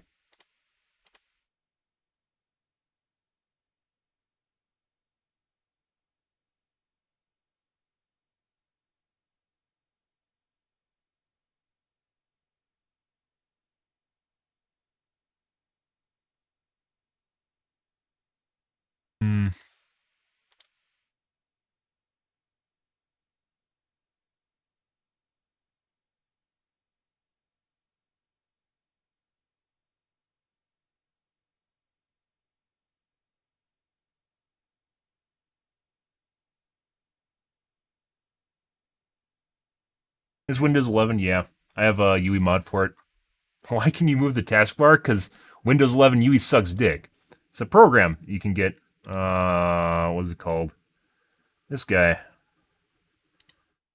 Explorer Patcher. It's free. And there's also a couple paid options, such as Start 11 and then Start is Back, I believe is another one. So, and they're both really cheap. They're like $6. This guy's free, though. Why can you move the taskbar? Yeah, just like in Windows 8, because the UE sucks dick. So I have basically Windows 10 on Windows 11. So, win-win. And basically you need it for the newest features and all that shit now, so that's kind of the way it went. And a lot of it came down to trying to get the same experience on Windows 11 that I was getting on Windows 10. I'm still not getting like 50% plus games. I got a lot of 50% plus games, guys, before we went to Windows 11. Still debating on going back. 10. Something I have noticed is process latency is actually higher on this compared to my 13900K. My 13900K was around 15 to 30. This guy is around 20 to 60. This is not MS, this is U. So this is nanoseconds, I think, or microseconds, one of the two. So this is very, very, very fast. And ideally, it shouldn't really matter at all. So, like timing like this shouldn't matter at all. Spikes do, but I don't really have much in the way of spikes. But if you're talking about 15 to 30 nanoseconds compared to 20 to 60, it's not really that big of a deal. But it is different. So, it looks like highest reported latency is actually higher too. It's just the average seems to be lower. Or higher, excuse me, on the 7950 XRD.